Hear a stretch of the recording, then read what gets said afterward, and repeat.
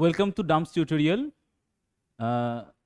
তোমাদের ডাম্পস টিউটোরিয়ালে যেরকম এনটিপিসির ক্লাস চলছে কন্টিনিউয়াস, সেই রকমই বিভিন্ন সাবজেক্টের ক্লাস চলছে। ম্যাথের ক্লাস চলছে, পলিটির ক্লাস চলছে, জিওগ্রাফি ক্লাস চলছে।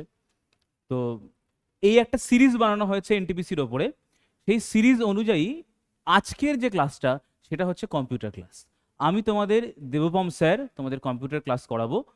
বিশেষ করে এখানে ক্লাস করানো হবে হচ্ছে প্রিভিয়াস ইয়ার বলতে 2025 সালের এনটিপিসিতে যে ধরনের কোয়েশ্চেন এসছে, অর্থাৎ এমসিকিউ কোয়েশ্চেন এসছে তার উপরে। তো এবার ব্যাপার হলো যে এই ধরনের কোশ্চেনটা যে আমরা সলভ করব, তাতে করে কি কি লাভ হবে আগে সেটা বুঝতে হবে। প্রথমত তোমরা ম্যাথ ক্লাস করছো, সায়েন্স ক্লাস করছো, সায়েন্সের দেবু স্যার দারুণ ক্লাস নিচ্ছেন, ম্যাথ স্যার আকাশ স্যার দারুণ ক্লাস নিচ্ছেন, প্রত্যেকটা ক্লাস দারুণ হচ্ছে। তো এবার তোমাদের কম্পিউটার করবে কেন, এটা তোমাদের ফার্স্ট পার্ট। আমি কিছুক্ষণ টাইম নেবো একটু তোমাদের যে বোঝানোর জন্য যে কম্পিউটারের গ্র্যাভিটি কত এই এনটিপিসির পরীক্ষার জন্য। তো সেইটা বোঝাতে গেলে আমাকে একটু অন্যান্য সাবজেক্টের সঙ্গে তুলনা করতে হবে। আর একটা যেটা বিষয় সেটা হচ্ছে কোন সাবজেক্টে কত করে মার্কস এসছে প্রিভিয়াস ইয়ার, সেটা আমরা দেখব। আর একটা জিনিস দেখব, সেটা হচ্ছে যে এই ক্লাসটা করার পর তোমরা কি অন্য কোনো পরীক্ষায় দিতে পারবে, অন্য কোনো পরীক্ষায় বসতে পারবে কিনা, তার জন্য। এটা ফার্স্ট পার্ট বলে আমি এইভাবে শুরু করছি। নেক্সট পার্ট থেকে আমরা কিন্তু টানা কম্পিউটারে কোশ্চেন সলভ করতে করতে যাব। কিন্তু তারও আগে আমরা চলো একটু কিছুক্ষণ তোমাদের সময় নেব এইটা জানবার জন্য যে কোন কোন পরীক্ষায় আমরা এই কম্পিউটারের কোশ্চেনগুলো পাবো।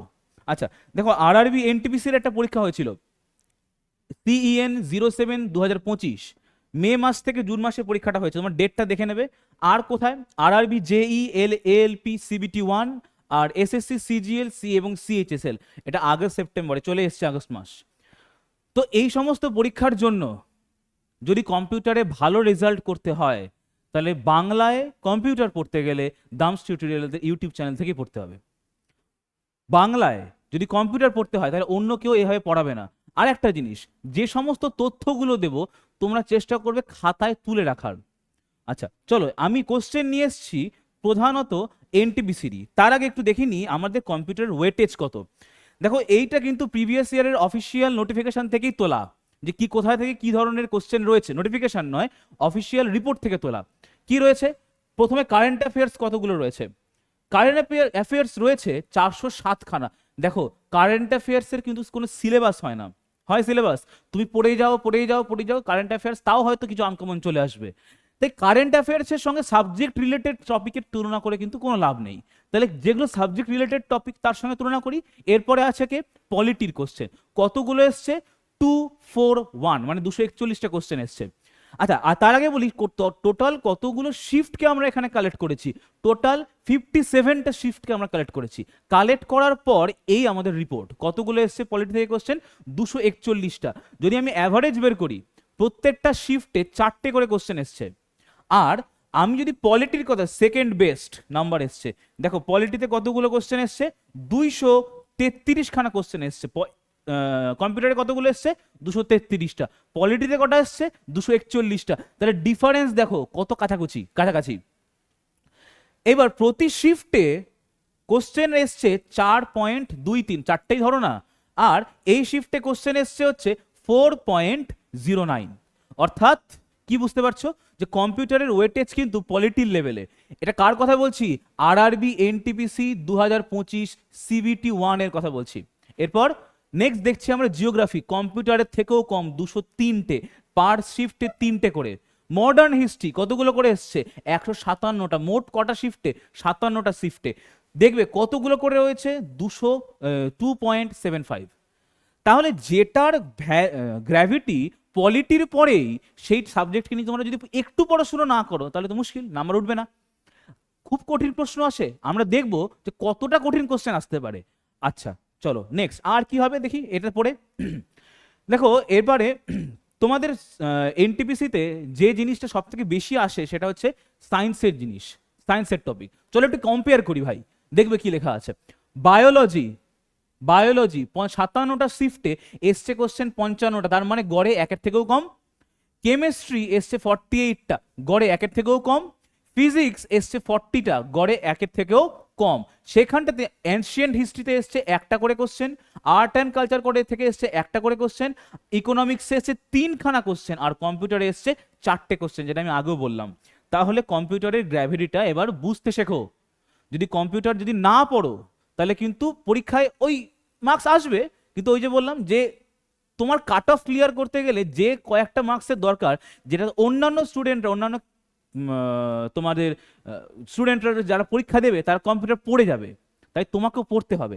চলো আচ্ছা নেক্সট দেখি। নেক্সট এই পরীক্ষায় এই এনটিপিসি ছাড়া আর কোন কোন পরীক্ষায় এই ধরনের আমরা কোশ্চেন পেতে পারি। দেখো প্রথমেই রয়েছে হচ্ছে আরআরবি জেই। এখানে কতগুলো কোশ্চেন আসে কম্পিউটার থেকে? 10খানা কোশ্চেন আসে। কতগুলো কোশ্চেন আসে? 10খানা। তাহলে 10টা কোশ্চেন ছেড়ে আসা তো যাবে না, তোমার বেসিক নলেজ দিয়ে 3-4টে কোশ্চেন হয়ে যাবে, তার বেশি কোশ্চেন হবে না। নেক্সট আরআরবি এনটিপিসি, এখানে কতগুলো কোশ্চেন এসেছে আমি অলরেডি বলেছি, 3 থেকে 5টা। আরআরবি এএলপি এবং টেকনিশিয়ানে 2 থেকে 5টা খানা কোশ্চেন আসছে। আচ্ছা, আর আরআরবি গ্রুপ ডি তে 2 থেকে 3টে কোশ্চেন আছে। আরআরবি জেই তে এইখানটাতে কম্পিউটারের জন্য সম্পূর্ণ আলাদা একটা সেকশন রাখা হয়। আচ্ছা, তাহলে সেই সেকশনে পাস করতে গেলে তোমাকে কিন্তু ভালো মতো কম্পিউটার জানতে হবে এবং পড়তে হবে। আচ্ছা, আর একটা জিনিস বলি, অনেক ভাই আছো যারা ব্যাংকিং এর পরীক্ষা দাও, ব্যাংকিংয়েও কিন্তু কম্পিউটার থেকে কোশ্চেন আসে এবং ডিপ লেভেলের কোশ্চেন আসে। তো সেই ডিপ লেভেলের পড়াশোনা করতে গেলে এই দামস টিউটোরিয়াল ইউটিউব চ্যানেল থেকে তোমাদের পড়াশোনা করতে হবে। আচ্ছা চলো, আর একটা জিনিস আমরা পড়বো কিসে? বাংলায় পড়বো। আচ্ছা, তো আমি ক্লাস শুরু করছি এবার। বিষয় হলো যে তোমাদেরকে কম্পিউটার শুধুমাত্র কোশ্চেন অ্যান্সার করিয়ে যাবো এটা কিন্তু হবে না। আমি গোটা লেকচারটাকে আজকে 5টা ভাগে ভাগ করেছি। প্রথম ভাগ দেখো লেখা আছে, তোমরা যারা খাতা নিয়ে এসছো কি যেটা নিয়ে বসেছো, প্রত্যেকে খাতা খুলবে। অনলাইনে যারা ক্লাস করছো খাতা খুলে প্রথমে তোমরা পয়েন্ট করবে যে কম্পিউটার আর্কিটেকচার এবং প্রসেসর, এই পয়েন্টের আন্ডারে কি কি পয়েন্ট ঢুকবে আমি ধীরে ধীরে বলবো। মোট কটা পয়েন্ট হবে বললাম? 5টা। লিখে কিছু জায়গায় ছেড়ে দেবে, হাফ পেজ মতো। তাহলে প্রথমে বললাম computer architecture and processor. Point number 2 আসবে হচ্ছে কম্পিউটারের মেমোরি এবং স্টোরেজ সম্পর্কে। অর্থাৎ আমি কোশ্চেন সলভ করাতে করাতে যে সমস্ত ইম্পর্টেন্ট পয়েন্ট আমি খুঁজে পাবো, বলতে পারবো, সেই সমস্ত পয়েন্ট যাতে তোমাদের খাতায় নোট ডাউন করা থাকে। কারণ ওইখানটাতে লেখার সময় আমি অনেক কিছু তথ্য বলতে বলতে যাবো, সবকিছু হয়তো আমি লিখতে পারবো না, কিন্তু তোমরা এখানে এসে লিখবে। এটা হলো পয়েন্ট নাম্বার 2। পয়েন্ট নাম্বার 3তে আসবো হচ্ছে আমরা পড়বো অপারেটিং সিস্টেম, ওএস সম্পর্কে। আমরা জানি উইন্ডোজ একটা অপারেটিং সিস্টেম, লিনাক্স একটা অপারেটিং সিস্টেম, ম্যাক ওএস একটা অপারেটিং সিস্টেম। আমাদের ফোনে চলে হচ্ছে আমাদের কি বলে অ্যান্ড্রয়েড চলে, সেটা একটা ওএস সিস্টেম। আইওএস অ্যাপেলের, এগুলো প্রত্যেকটা অপারেটিং সিস্টেমের পার্ট। এবং আর পড়বো ফাইল ম্যানেজমেন্ট, এটা হচ্ছে 3 নম্বর পয়েন্ট। তারপর 4 নম্বর পয়েন্ট তোমাদের কি হবে? 4 নম্বর পয়েন্ট হবে হচ্ছে বিভিন্ন শর্টকাট। প্রচুর কোশ্চেন আসে এসএসসি সিজিএল এমটিএস এ, প্রচুর কোশ্চেন আসে এই শর্টকাট থেকে। ওরা দেখো খুব ডিটেলসে কোশ্চেন করবে না, তোমাকে এই ধরনের শর্টকাট কোশ্চেন কিন্তু তোমাদেরকে জানতে হবে। ঠিক আছে, আমি মোটামুটি 5-6টা শর্টকাট বলবো, তোমরা এই পয়েন্টের মধ্যে লিখে রাখবে। নেক্সট আমরা পড়বো হচ্ছে ডেটা রিপ্রেজেন্টেশন। কি পড়বো বলো আমরা? ডেটা রিপ্রেজেন্টেশন এবং কোডিং। কোডিং বলতে খুব ডিটেলসে যাবো না, আমরা মেনলি পড়বো হচ্ছে অ্যাসকাই। লিখে নেবে, দেখো লেখা আছে ডাটা রিপ্রেজেন্টেশন অ্যান্ড ASCII, অ্যাসকাই। এই দুটো হচ্ছে, এই কয়েকটা হচ্ছে আমাদের ভাগ হবে। তাহলে টোটাল 5খানা ভাগ হবে।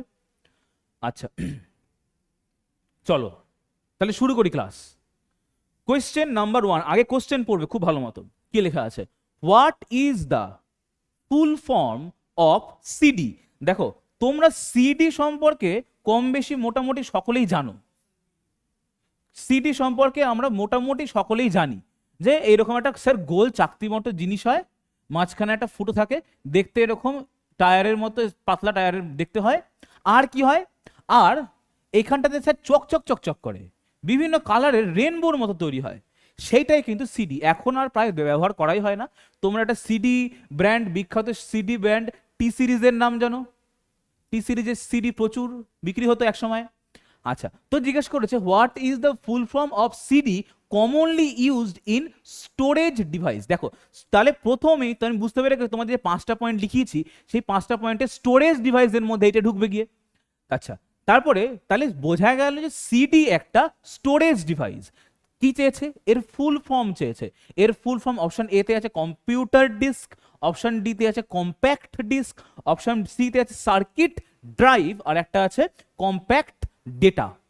তাহলে উত্তর হয়ে যাবে এটার কম্প্যাক্ট ডিস্ক।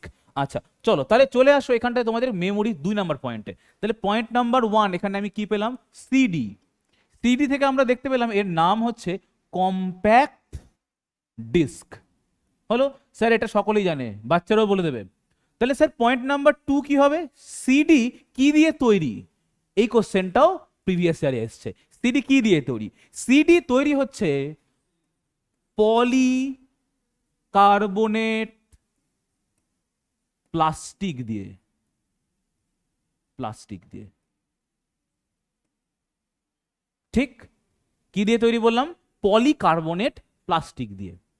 আচ্ছা স্যার, এই সিডিতে গান ভরা হয়, তারপরে গান আমরা শুনতেও পাই, মুভি ভরা হতো, মুভি দেখতে পেতাম, এটা কোন টেকনোলজি ব্যবহার করে করা হতো স্যার? এইটা ব্যবহার করা হতো হচ্ছে লেজার রশ্মি ব্যবহার করে। কি ব্যবহার করে বললাম? লেজার রে ইউজ করা হয়। লেজার রে ইউজ করে ডাটাকে ঢোকানোও যায়, আবার ডাটাকে এখান থেকে মোছাও যায় এই লেজার রে ইউজ করে। আচ্ছা স্যার, আমরা যে পেন ড্রাইভ ইউজ করি তার ক্যাপাসিটি 2 GB হতে পারে, 8 GB হতে পারে, 16 GB হতে পারে, 64 GB হতে পারে, কিন্তু কম্প্যাক্ট ডিস্কগুলোর কি ক্যাপাসিটি এত বেশি হতো না? কম্প্যাক্ট ডিস্কের মাত্র এর ক্যাপাসিটি হতো মাত্র 700 MB। কত ক্যাপাসিটি হতো বললাম? 700 MB। ব্যাস। আর দেখি কি কোশ্চেন আসে পরীক্ষায়। এই 4টে পয়েন্টের বাইরে যদি আর কোনো কোশ্চেন থেকে থাকে আমাকে দেখাবে। তাহলে কি বললাম বলো? সিডির ফুল ফর্ম কম্প্যাক্ট ডিস্ক। এখানটাতে এটা কি দিয়ে তৈরি? পলিকার্বনেট প্লাস্টিক দিয়ে তৈরি। আচ্ছা এখানটাতে ডাটা লেখার জন্য বা ডাটা উড়িয়ে দেওয়ার জন্য কোন টেকনোলজি ইউজ করা হয়? লেজার রে টেকনোলজি ইউজ করা হয়। আচ্ছা এখানটাতে কত ডাটা হাইয়েস্ট আমরা ধরতে পারি? 700 MB। দেখি আর কি কোশ্চেন আসতে পারে, এর বাইরে যদি কোনো কোশ্চেন আসে আমাকে দেখিয়ে দেবে। আচ্ছা তারপর চলে এসো আবার কোশ্চেন নাম্বার 2-তে। কি লেখা আছে? আবার কোশ্চেন পড়বে, what is the purpose of creating sub folder? Sir sub folder কি জিনিস বলছি, হোয়েন অর্গানাইজিং দ্য ফাইল। আচ্ছা ধরো তুমি কম্পিউটারে গেলে, কম্পিউটারে এরকম একটা ফাইল ক্রিয়েট করলে, এরকম একটা ফাইল দেখতে ক্রিয়েট করলে, এই ফাইলটার তুমি নাম দিলে হচ্ছে লিখে নাও দামস কম্পিউটার। দামস কম্পিউটার হলো। আচ্ছা এবার এই ফাইলটার মধ্যে তুমি ক্লিক করলে কি দেখতে পাবে? কয়েকটা আরো ফাইল দেখতে পাবে। হয়তো পিডিএফ ফাইল রয়েছে, হয়তো তুমি কোনো ভিডিও ডাউনলোড করে রেখেছো এই ফাইলের মধ্যে, এই ভিডিওটাই হয়তো ডাউনলোড করে রেখেছো, সেটা এখানে রয়েছে। এবার এই ভিডিওটা তো আমি তোমাকে কি বলি, পার্ট পার্ট আকারে আসবে বলেছি। তাহলে দেখা গেল তুমি একটা কাজ করলে, এইটা তোমার মেইন ফোল্ডার হলো। এর মধ্যে থেকে তুমি আর একটা ফোল্ডার ক্রিয়েট করলে, এখানে আর একটা ফোল্ডার, এরকম আর একটা তুমি ফোল্ডার ক্রিয়েট করলে, যেই ফোল্ডারে তুমি নাম দিলে দামস কম্পিউটার পার্ট 1। তাহলে স্যার এখানে কি থাকলো? স্যার এখানে আপনি যে পিডিএফটা পড়াচ্ছেন সেই পিডিএফটা আমি রাখলাম, আর এই ভিডিওটা ডাউনলোড করে আমি রাখলাম। তার মানে কি দাঁড়ালো? এইটা তোমার একটা মেন ফাইল দাঁড়ালো। তার আন্ডারে তুমি আর একটা সাব ফোল্ডার বানালে, যাতে কি হলো, আচ্ছা এই পার্ট 1-এ কি আসবে ভিডিওটার? না নিশ্চয়ই স্যার। স্যার আপনি নিশ্চয়ই বলেছেন পার্ট 2ও বানাবেন। তাহলে এই পার্ট 2 এর জন্য আপনি স্যার আমি আরো একটা ফোল্ডার ক্রিয়েট করলাম। তাহলে বিষয়টা আরো কি দাঁড়ালো? অর্গানাইজড হলো। অর্থাৎ আমার প্রথম ফোল্ডার দামস কম্পিউটার, ক্লিক করলাম, এবার নতুন দুটো ফোল্ডার দেখতে পাচ্ছি। একটাতে থাকবে পার্ট 1, যেখানটাতে স্যার সমস্ত তথ্য লেখা থাকবে, আর কি থাকবে স্যার? ভিডিওটা থাকবে। দেখা হয়ে গেছে আমার। চলে এসো নেক্সট পার্টে। নেক্সট পার্ট 2-তে আমার লেখা আছে হচ্ছে, এটা পার্ট 2 বলে নতুন একটা ফোল্ডার চালু করেছি। এই ফোল্ডারে আছে হচ্ছে আবার পার্ট 2 এর ক্রাক্স মেটেরিয়ালস আর ভিডিও। তাহলে বিষয়টা আমার পুরোটা অর্গানাইজ করে রাখতে পারছি, গুছিয়ে রাখতে পারছি। তোমাদের নিশ্চয়ই প্রত্যেকে যারা ফর্ম ফিল আপ করতে যাও পরীক্ষার, তোমার একটা ফাইল নিয়ে যাও, সেই ফাইলের মধ্যে মার্কশিট, স্কুলের মার্কশিট, এইচএস এর মার্কশিট, গ্র্যাজুয়েশনের মার্কশিট সব আলাদা আলাদা করে রাখা আছে। তাহলে ধরে নাও গোটাটা হচ্ছে ফোল্ডার, আর মাঝখানে মাঝখানে যে ফাইলগুলো তুমি তুলে তুলে দেখছো সেটা হচ্ছে একটা একটা করে সাব ফোল্ডার। একটা ফাইলের কাজ কি হয়? তোমার ইম্পর্টেন্ট ডকুমেন্টগুলো যাতে অর্গানাইজড ওয়েতে থাকে, এলোমেলো থাকবে না। তাহলে দেখি কাজ কি বলেছে। টু রিডিউস ফাইল সাইজ, না। To automatically backup files to the cloud, না। তারপরে to group related files together for better management, নাকি টু চেঞ্জ ফাইল এক্সটেনশন? এবার অনেক কিছু বলে দিচ্ছি, বলো কোনটা আনসার হবে? Option number C. তাহলে কি বেটার ম্যানেজমেন্ট করার জন্য আমার এই গ্রুপ ফাইল বা আমার সাব ফোল্ডার ক্রিয়েট করা দরকার হয়। স্যার তাহলে এইগুলো অপশন এ বি আর ডি কি কি কাজে লাগে ব্যবহার করি একটু দেখে নি। তোমরা এইটাকে লিখবে হচ্ছে কোন পার্টের মধ্যে, এইটাকে লিখবে হচ্ছে তোমরা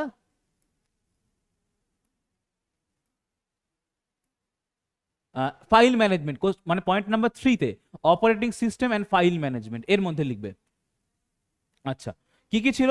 প্রথমে ছিল to reduce file, option A তে ছিল রিডিউস ফাইল। তাহলে অপশন এ তে প্রথমে আছে হচ্ছে রিডিউস ফাইল। এই রিডিউস ফাইল করার জন্য আমি কি ব্যবহার করি?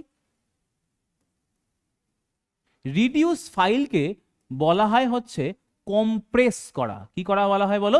কম্প্রেস করা। ঠিক, এইটার জন্য বিভিন্ন রকমের সফটওয়্যার ব্যবহার হতে পারে। যেরকম তোমরা অনেকেই জানো হয়তো একটা সফটওয়্যারের নাম, যার নাম হচ্ছে ভিএলসি প্লেয়ার। এই ভিএলসি প্লেয়ার ওয়াইডলি ইউজ হয় যে কোনো ফাইলকে কম্প্রেস করবার জন্য। এটা কিন্তু একটা ভিডিও চালানোর ফাইল, কিন্তু এই ফাইলটা কম্প্রেস করতেও ইউজ করা হয়। আচ্ছা, তাই এটা হয়ে গেল point number 2, point number 1। Point number 2-তে ছিল হচ্ছে automatically backup files to the cloud. দেখি এখানটাতে, তাহলে পয়েন্ট নাম্বার 2-তে কি লিখবো আমরা? এইটা আমরা খুব পরিচিত একটা জিনিস, ফাইল ব্যাকআপ। ফাইল ব্যাকআপ, বলো ফাইল ব্যাকআপের জন্য আমরা তো কোনো হার্ডওয়্যার ইউজ করতে পারি, সফটওয়্যার ইউজ করতে পারি। আমরা হার্ডওয়্যারের জন্য কি কি ব্যবহার করতে পারি? File backup. দেখবে কম্পিউটার খারাপ হয়ে গেলে দোকানে গিয়ে বলে, দাদা কম্পিউটারের ব্যাকআপ নিয়েছেন তো? তাহলে ব্যাকআপ নিয়েছেন মানে আমি পেন ড্রাইভে বা কোনো এইচডিডিতে আমি সেটার সমস্ত ডাটা আমার কাছে রেখে দিলাম। যদি বাই চান্স কম্পিউটারে ঠিক করতে গিয়ে যদি খারাপ হয়ে যায়, সব ডাটা উড়ে যায়, তাহলে আমার কাছে একটা কপি থাকলো ওই ডাটাটার, যেইটা আমি পরে আবার ইউজ করতে পারবো। কিন্তু যদি এখন তো ওই রকম ভাবে হয় না, এখন কম্পিউটার হয়ে গেছে হচ্ছে ক্লাউড বেস। কি বেস বললাম? Cloud base. স্যার ক্লাউড বেসে কি কি ব্যবহার করা হয়? মোবাইল বা পার্সোনাল কম্পিউটারের ক্ষেত্রে অনেক ক্ষেত্রে আমরা জানি গুগল ক্লাউড ব্যবহার করা হয়। ঠিক, আর একটা স্যার বলুন দেখি, আর একটা হচ্ছে তোমাদের মাইক্রোসফটের রয়েছে, যেটা হচ্ছে ওয়ান ড্রাইভ। এই দুটো ওয়াইডলি ইউজ করা হয় হচ্ছে ডাটা ব্যাকআপের জন্য। কিন্তু স্যার এইটা আবারও বলছি, কোথায় ব্যবহার করা হয়? ক্লাউডে ব্যবহার করা হয়। কোথায় ব্যবহার করা হয়? ক্লাউডে। ঠিক, অর্থাৎ তার মানে তুমি এটাকে ক্লাউডে ব্যাকআপ করে দিলে, যে কোনো ডিভাইসে যে কোনো সময় তুমি আবার ওটাকে ডাউনলোড করে নিলে একই জিনিস তুমি আবার পেয়ে গেলে। আচ্ছা, তারপর পয়েন্ট নাম্বার 3 সম্পর্কে তো বলে দিয়েছি, আনসার হয়েছে ওটা।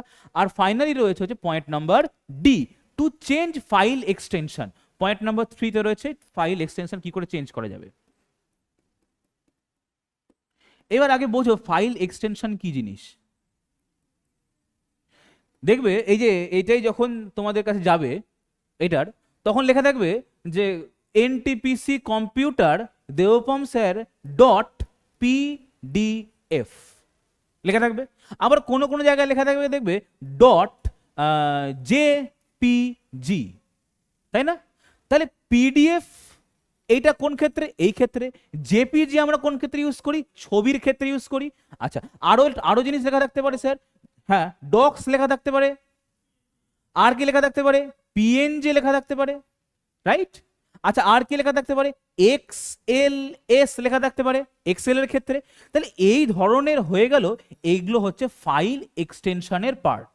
ঠিক, তাহলে এই ধরনের যে পয়েন্টগুলো লেখালাম, এই পয়েন্টগুলো তোমরা এখানে নোট করে নেবে। তাহলে যে যে ধরনের ফাইল এক্সটেনশন দেখতে পাওয়া যায় হলো। নেক্সট যাই তাহলে আমরা।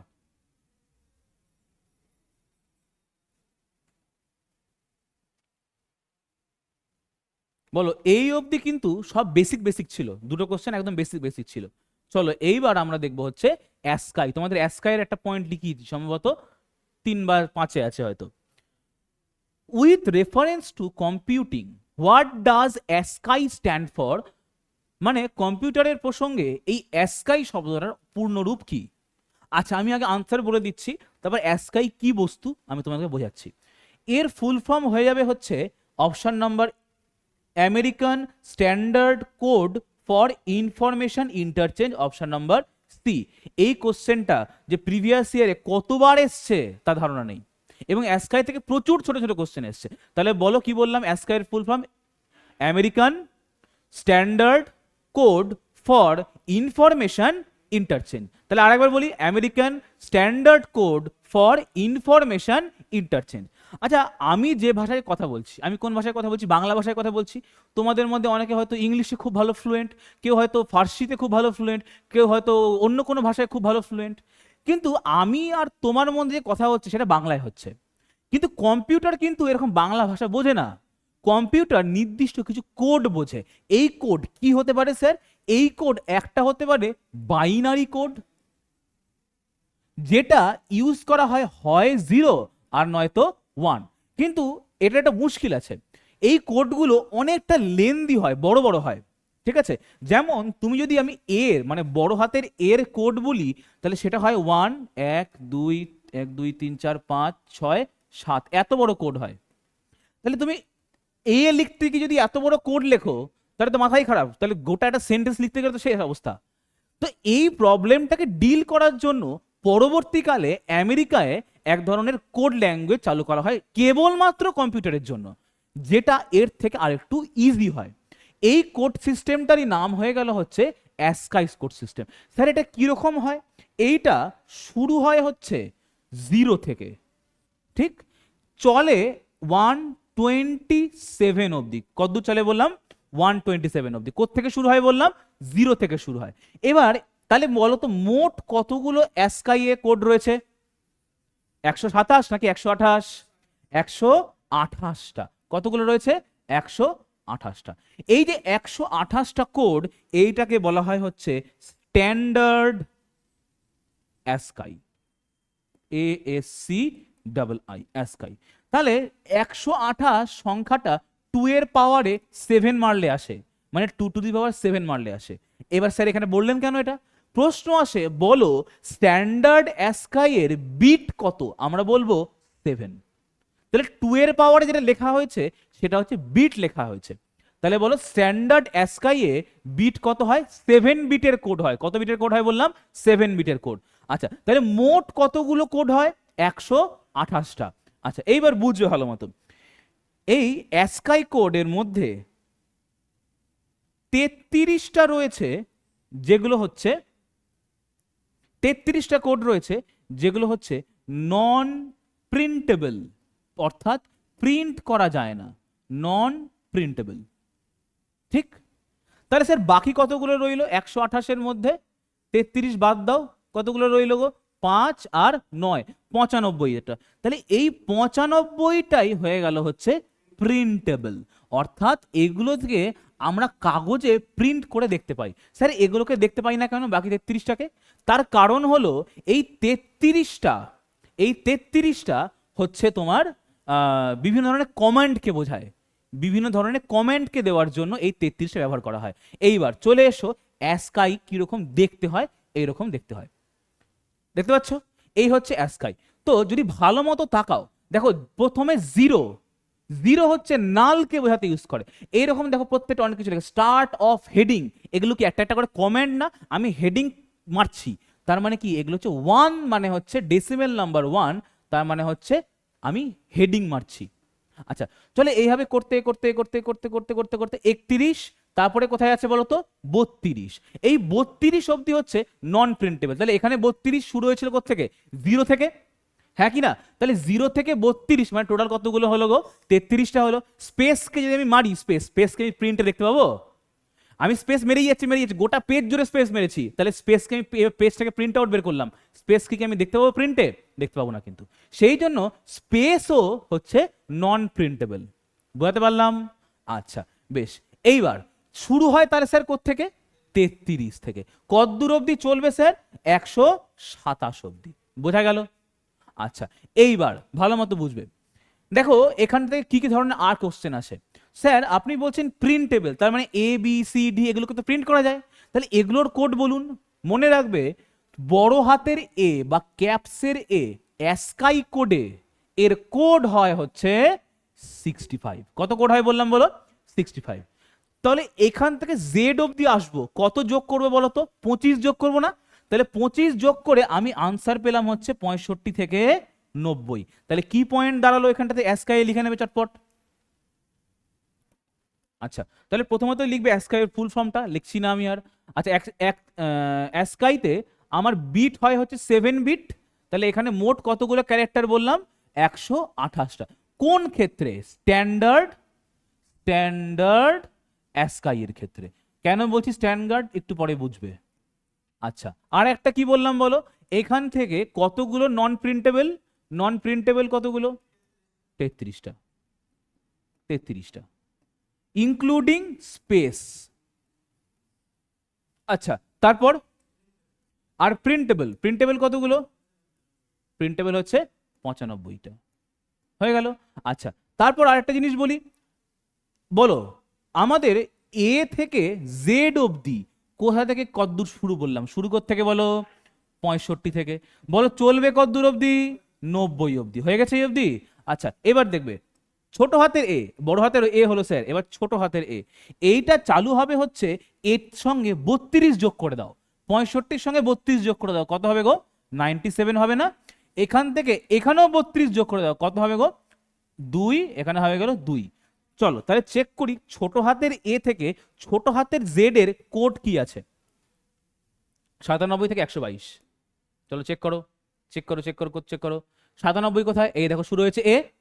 তাহলে এখান থেকে 122 দেখি কোথায় আছে? 122 কোথায় আছে? এই যে 122, অপশন নাম এখানে আছে জেড। তাহলে স্যার এই তো বুঝলাম, এবার এখান থেকে কোশ্চেন কি আসবে? তাহলে বলবে এর কোড কত লেখা হয় অ্যাস্কাই কোডে? 65। তাহলে বলো বি এর কোড কত লেখা হবে? 66। তাহলে এভাবে চলতে থাকবে। তাহলে আমি যদি প্রথমেরটা আর শেষেরটা জানতে পারি, তাহলে মাঝখানে যার কোড জিজ্ঞেস করবে সেটাই পেয়ে যাবো। এই কোশ্চেনই পরীক্ষায় দিয়েছে। চলো এবার তাকাও এখানটাতে। এবার তোমরা দেখো লেখা আছে নাম্বার কোথায় থেকে শুরু হয়েছে। কোথায় আছে নাম্বার? দেখো 48 নাম্বার থাকবে। কোথায় গেল? কোথায়? এই দেখো 48।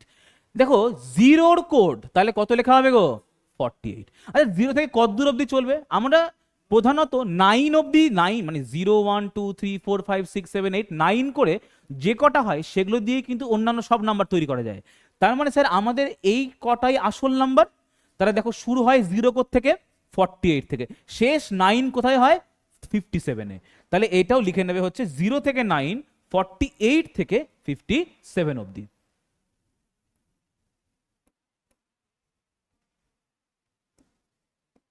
জিরো থেকে 9, 48 থেকে 57 হলো।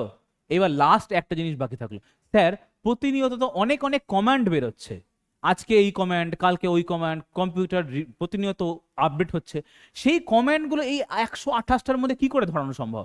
সম্ভব নয়। এর জন্যই যেহেতু যখন আমাদের এই 128টা ভরে গেল, তখন আসলো হচ্ছে এক্সটেন্ডেড অ্যাস্কাই, ASCII। স্যার এইটা কি জিনিস? আগের বারে এখানে বিট কত ছিল? 7। এইখানটাতে বিট হয়ে গেল 2 এর মাথায় 8, তাহলে বেড়ে গেল। তাহলে 128টা এইখানটাতে হয়ে গেল হচ্ছে 256টা। তাহলে এইবার 200 বানাও না, এবার কত কমেন্ট বানাবে? বানাও 256টা। তাহলে বলো স্ট্যান্ডার্ড এসকাইতে কোড কতগুলো হচ্ছে? 128টা। শুরু হয় 0 থেকে, শেষ হয় 127 গিয়ে। আচ্ছা, তারপর আমরা পড়লাম যে এক্সটেন্ডেড অ্যাস্কাই, সেখানটাতে শুরু হয় 0 থেকে, চলে হচ্ছে তাহলে স্যার 255 অবধি। আচ্ছা, তারপর বলো এর মধ্যে কয়টা নন প্রিন্টেবল রয়েছে? 33টা। এর মধ্যে কটা প্রিন্টেবল রয়েছে? 95টা। আচ্ছা, এর মধ্যে এ বড় হাতের ক্যাপসের এ থেকে জেড অবধি সেটা কতটা হচ্ছে? 65 থেকে 90 অবধি। আচ্ছা, তাহলে বল ছোট হাতের 32 বাড়িয়ে দাও, 97, ওদিকেও 32 বাড়িয়ে দাও, কত হয় বলো? 122। এটা হয়ে গেল ছোট হাতের এ থেকে বড় হাতের, ছোট হাতের এ থেকে ছোট হাতের জেড অবধি। ফাইনালি তারপরে আমরা পড়লাম হচ্ছে 0 থেকে 9 অবধি, কোথা থেকে? 48 থেকে 57। দেখি এবার অ্যাস্কাই থেকে আর কি কোশ্চেন আসে, পরে দেখা যাবে সেগুলো পারছি কিনা। ও ফাইনালি বলো তাহলে এবার অ্যাস্কাইয়ের ফুল ফর্ম কি বললাম? কার মনে আছে? American standard code for information interchange. কি বললাম বলবে বলো আরেকবার? American standard code for information interchange. এটা মুখস্থ করে নেবে, আবার 2-3 বার পড়বে, 2-3 বার লিখবে, মুখস্থ হয়ে যাবে এমনিতেই। হয়েছে? চলো নেক্সট আমরা চেক করি কি আছে। পড়ো এবার, এবার তোমরা নিজেরাই পারবে। বলো কি বলেছে, নিচের কোন সংখ্যাটি বড় হাতের অক্ষর বি কে প্রকাশ করে? তাহলে বলো এ কত হচ্ছে 65, তাহলে বি কত হবে 66, তাই তো? তাহলে এটা হয়ে যাবে অপশন নাম্বার ডি। তাহলে এটা বলো 65 কোনটা হবে, এ তে আসবে। বলো তাহলে 90 কোনটা হবে, জেড, ঠিক। আচ্ছা বলো তাহলে 97 এরটা একবার চেক করে নি কি আছে, 97 এরটা কি আছে বলবে, ছোট হাতের এ। আচ্ছা চলো দেখা যাক 97 এ কি আছে। 97 97 97 কোথায় গেছে, 97 97 ছোট হাতের এ, বোঝা গেল? আচ্ছা ভেরি গুড। চলো দেখো তাহলে যা যা পড়ানো হলো সেইখান থেকেই কিন্তু কোশ্চেন আসছে। তাহলে এগুলো কিন্তু এমন কোনো ইজি এই কঠিন কোশ্চেন নয়, এমন কোনো কিন্তু কঠিন কোশ্চেন নয়, তাই না? কিন্তু তোমরা যেহেতু দেখোই নি অ্যাস্কাই কি এই সম্পর্কে কোনো ধারণাই নেই, সেই জন্য এই কোশ্চেন ছেড়ে আসতে। আচ্ছা তারপর নেক্সট দেখি। আচ্ছা পড়ো, কোশ্চেন পড়ো আগে।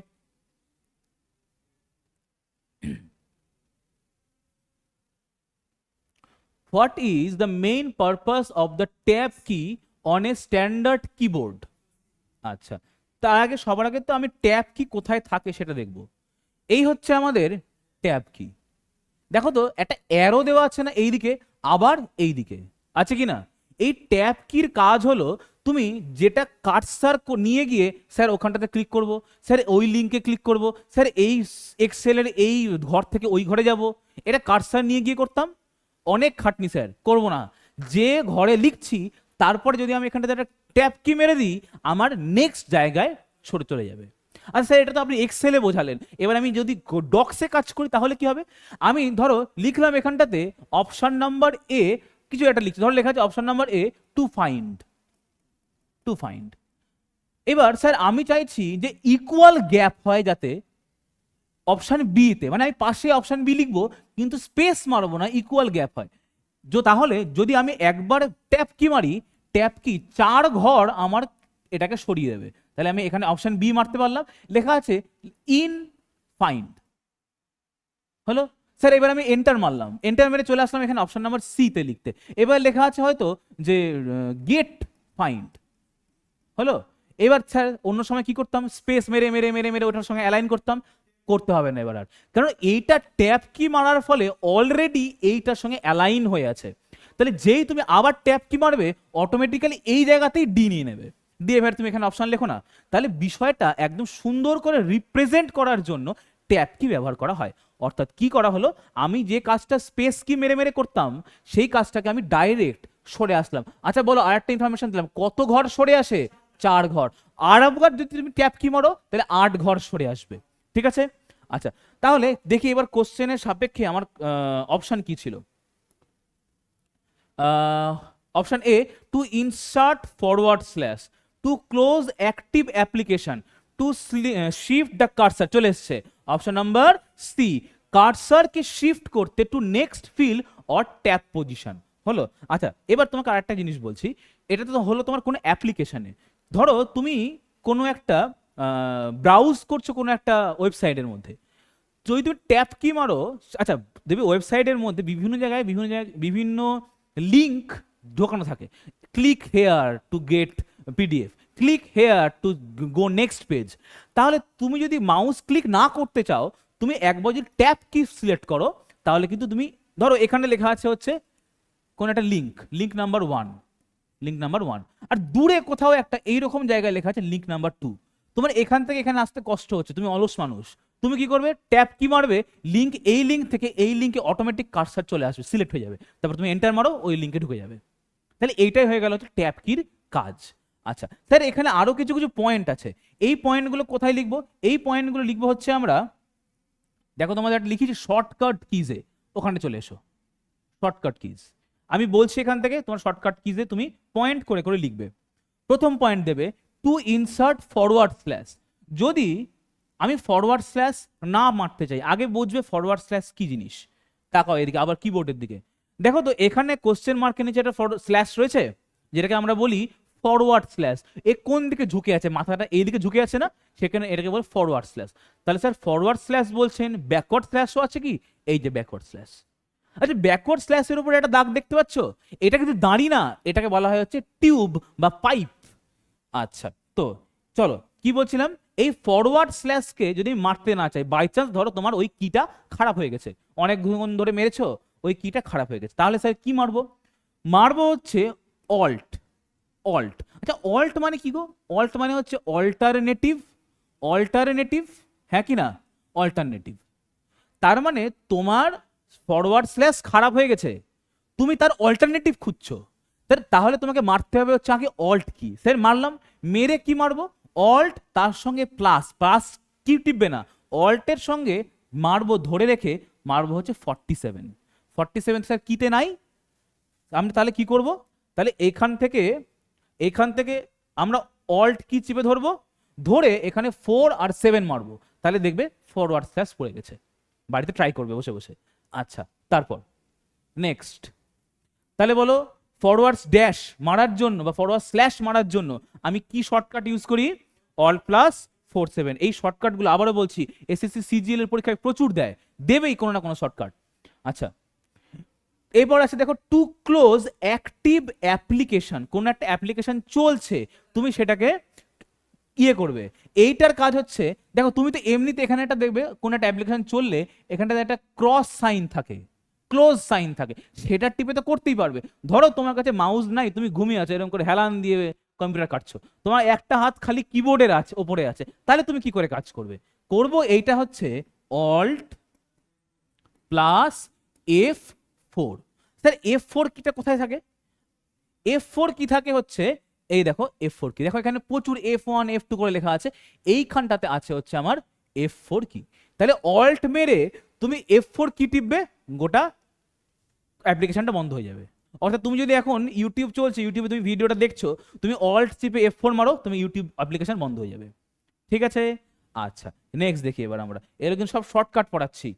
নেক্সট, তারপরে কি আছে? To remove text. স্যার এটা আমরা সবাই জানি কি করে করতে হয়।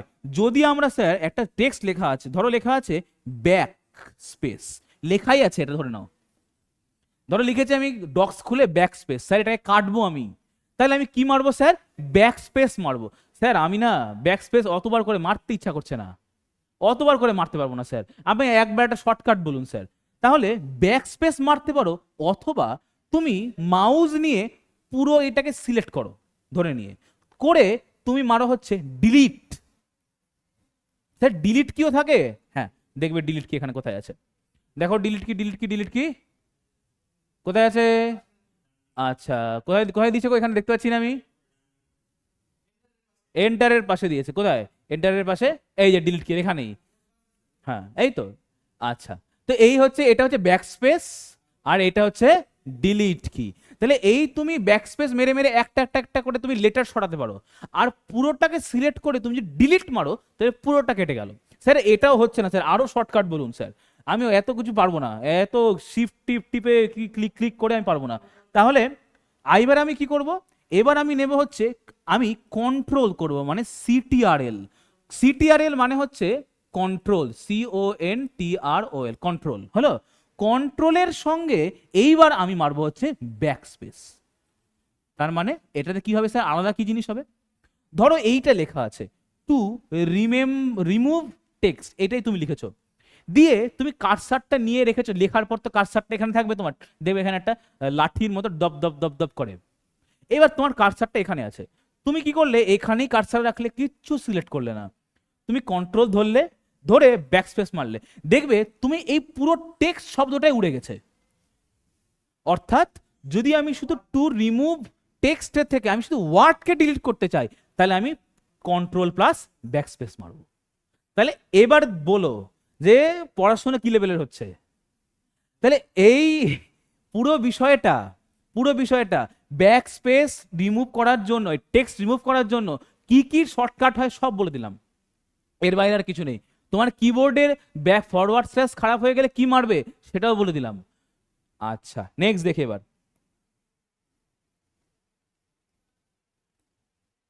আচ্ছা বলো দেখি এটা কি হবে? Alt plus tab.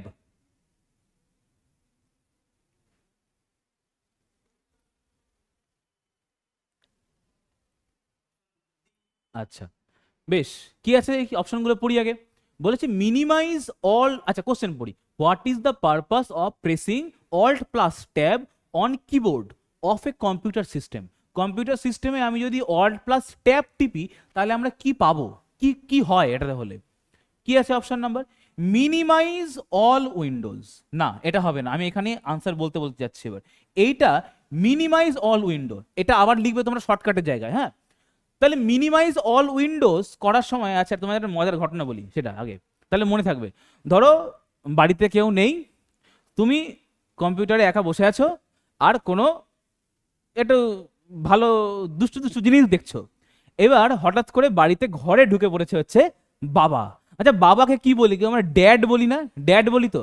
তাহলে বাবা ঢুকে পড়েছে, তাহলে ওই দুষ্টু জিনিসটা কাটতে হবে তোমাদেরকে।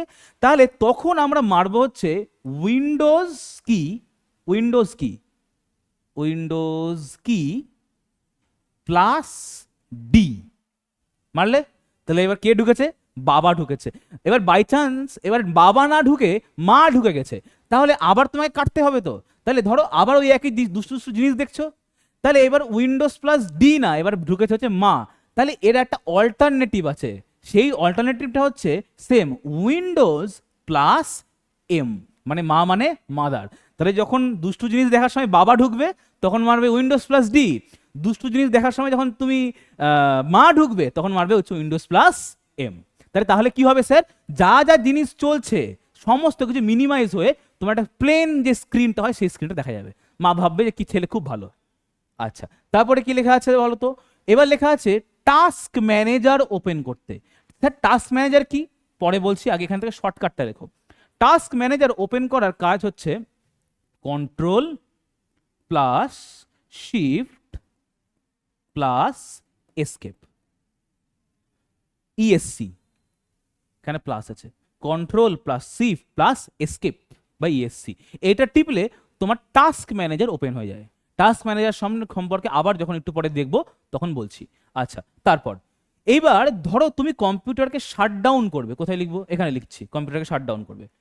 কম্পিউটারকে তুমি ডাইরেক্ট শাটডাউন করবে। আচ্ছা মনে পড়ছে আমরা অল্ট প্লাস F4 মেরেছিলাম কি করার জন্য? যতগুলো অ্যাক্টিভ অ্যাপ্লিকেশন চলছে সেগুলোকে বন্ধ করার জন্য, মানে টোটালি কেটে দেওয়ার জন্য। আর এইটাই কি করলাম উইন্ডোজ প্লাস ডিতে, এখানে মিনিমাইজ করলাম, দেখো লেখা আছে মিনিমাইজ করার জন্য। আচ্ছা এখানটাতে কি বলছে, আমি শাটডাউন করব, কাকে শাটডাউন করব? সিস্টেমকে শাটডাউন করব। তার মানে কি বলতে চাইছে? তাহলে স্যার আমি যদি সিস্টেম শাটডাউন করি তাহলে সবার আগে তো আমাকে অ্যাপ্লিকেশন কাটতে হবে, যেগুলো সমস্ত অ্যাপ্লিকেশন আছে সেগুলো কাটতে হবে। তো সেইটা কাটার জন্য কি মেরেছিলাম আমরা? অল্ট আর F4, এটা মেরে আমি অ্যাপ্লিকেশনগুলো কেটেছিলাম। কিন্তু যদি এইবার সিস্টেমকে শাটডাউন করতে হয় তাহলে আমি কি করব? এটাই করব, অল্ট প্লাস F4 এই অবধি মেরে দেবো হচ্ছে আমি এন্টার, ব্যাস ডান। তাহলে কি বুঝলাম? তাহলে প্রথমে সিস্টেম শাটডাউন করার জন্য আমার দরকার অ্যাপ্লিকেশন শাটডাউন করার জন্য, তাহলে ওখান থেকে মনে রাখবো অ্যাপ্লিকেশন শাটডাউন করার শর্ট ট্রিক হচ্ছে অল্ট প্লাস F4 হলো। এবার ওইটা টিপে আমি যদি এন্টার মেরে দিই তাহলে হয়ে গেল সিস্টেম শাটডাউন। আচ্ছা তাহলে পড়ে রইল কে? শুধুমাত্র অপশন নাম্বার ডি, অর্থাৎ সুইচেস বিটুইন ওপেন অ্যাপ্লিকেশন। অর্থাৎ কি হয় দেখতে একটু বোঝাচ্ছি তোমাদেরকে, ভালো মতো বুঝবে। ধরো তুমি একসঙ্গে এইখানটাতে খুলে রেখেছো হচ্ছে ক্রোম ব্রাউজার, ক্রোম ব্রাউজার। আচ্ছা তারপরেই কোনো একটা জায়গায় একসঙ্গে খুলেছো হচ্ছে এখানটাতে তুমি একটা খুলেছো পিডিএফ খুলেছো, তুমি ধরো ইয়ে করছো ফর্ম ফিল আপ করছো, পিডিএফ খুলেছো, ঠিক আছে? তাহলে পিডিএফটা কোথায় খুলবে? ফাইল এক্সপ্লোরারে গিয়ে খুলবে। আচ্ছা পিডিএফ খুলেছো মানে কোনো একটা ব্রাউজারে গিয়ে খুলবে, হয়তো তোমার এটা খুলেছে হচ্ছে মাইক্রোসফটের যে ব্রাউজার আছে সেটাই গিয়ে খুলেছে। তাহলে তিনটে জিনিস হলো, তাহলে পিডিএফ খুলেছো, তাহলে এটা আছে হচ্ছে ফাইল। আচ্ছা এখানে আছে হচ্ছে মাইক্রোসফটের একটা ব্রাউজার, হলো। তাহলে তিনটে ট্যাব একসঙ্গে খোলা আছে। আর কি খোলা আছে? ধরে নাও তোমার কাছে খোলা আছে হচ্ছে এটা, পাশে তুমি খেলছো হচ্ছে গেম খেলছো, গেমও খেলছো, সবই করছো একসঙ্গে। তাহলে তিনটে অ্যাপ্লিকেশন একসঙ্গে খোলা আছে। এইবার তোমাকে মা বলেছে যে এই সামনে IBPS পিওর পরীক্ষা আসছে, তুমি ভালো মতো ফর্ম ফিল আপ করো, করে তারপরে গেম খেলিস। এবার তুমি করছো না, তাই তুমি কি করছো? গেমটাই খেলছো। এবার চলে এসছে তোমার মা, সঙ্গে সঙ্গে তুমি মারবে হচ্ছে অল্ট প্লাস ট্যাব। যেই মারলে অল্ট প্লাস ট্যাব, সঙ্গে সঙ্গে তুমি সুইচ হয়ে যাবে ডাইরেক্ট ক্রোমে, অর্থাৎ লাস্ট যেটাই ছিলে সেটাই সুইচ হয়ে যাবে। আর একটা কি হবে, যদি তুমি অল্ট প্লাস ট্যাব চেপে ধরে রাখো তাহলে তুমি এই প্রত্যেকটা ট্যাবকে একসঙ্গে দেখতে পাবে। পেলে এবার তুমি একবার ট্যাব মারো, তাহলে এখান থেকে এখানে চলে আসবে, দিয়ে ট্যাবটা ছেড়ে দাও, তোমার পিডিএফ ফাইল খুলে যাবে। অর্থাৎ যে ওপেন করা ফাইলগুলো রয়েছে তার মধ্যে সুইচ করার জন্য, তাড়াতাড়ি সুইচ করার জন্য আমরা অল্ট প্লাস ট্যাব কি ইউজ করি। বোঝা গেল? হ্যাঁ, this is for only education purposes, don't try it in home. ঠিক আছে, বাড়িতে কেউ ট্রাই করো না এগুলো কিন্তু। আচ্ছা, 7 নাম্বার কোশ্চেন পড়ো, আবার কি বলেছে।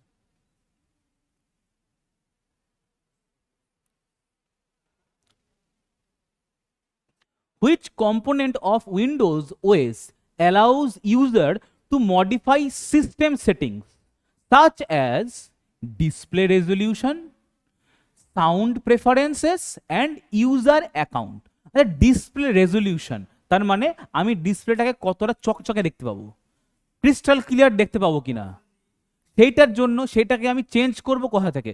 অথবা আমি ধরো সাউন্ডকে বাড়াবো বা কমাবো, তাহলে সেটা চেঞ্জ করবো কোত্থেকে।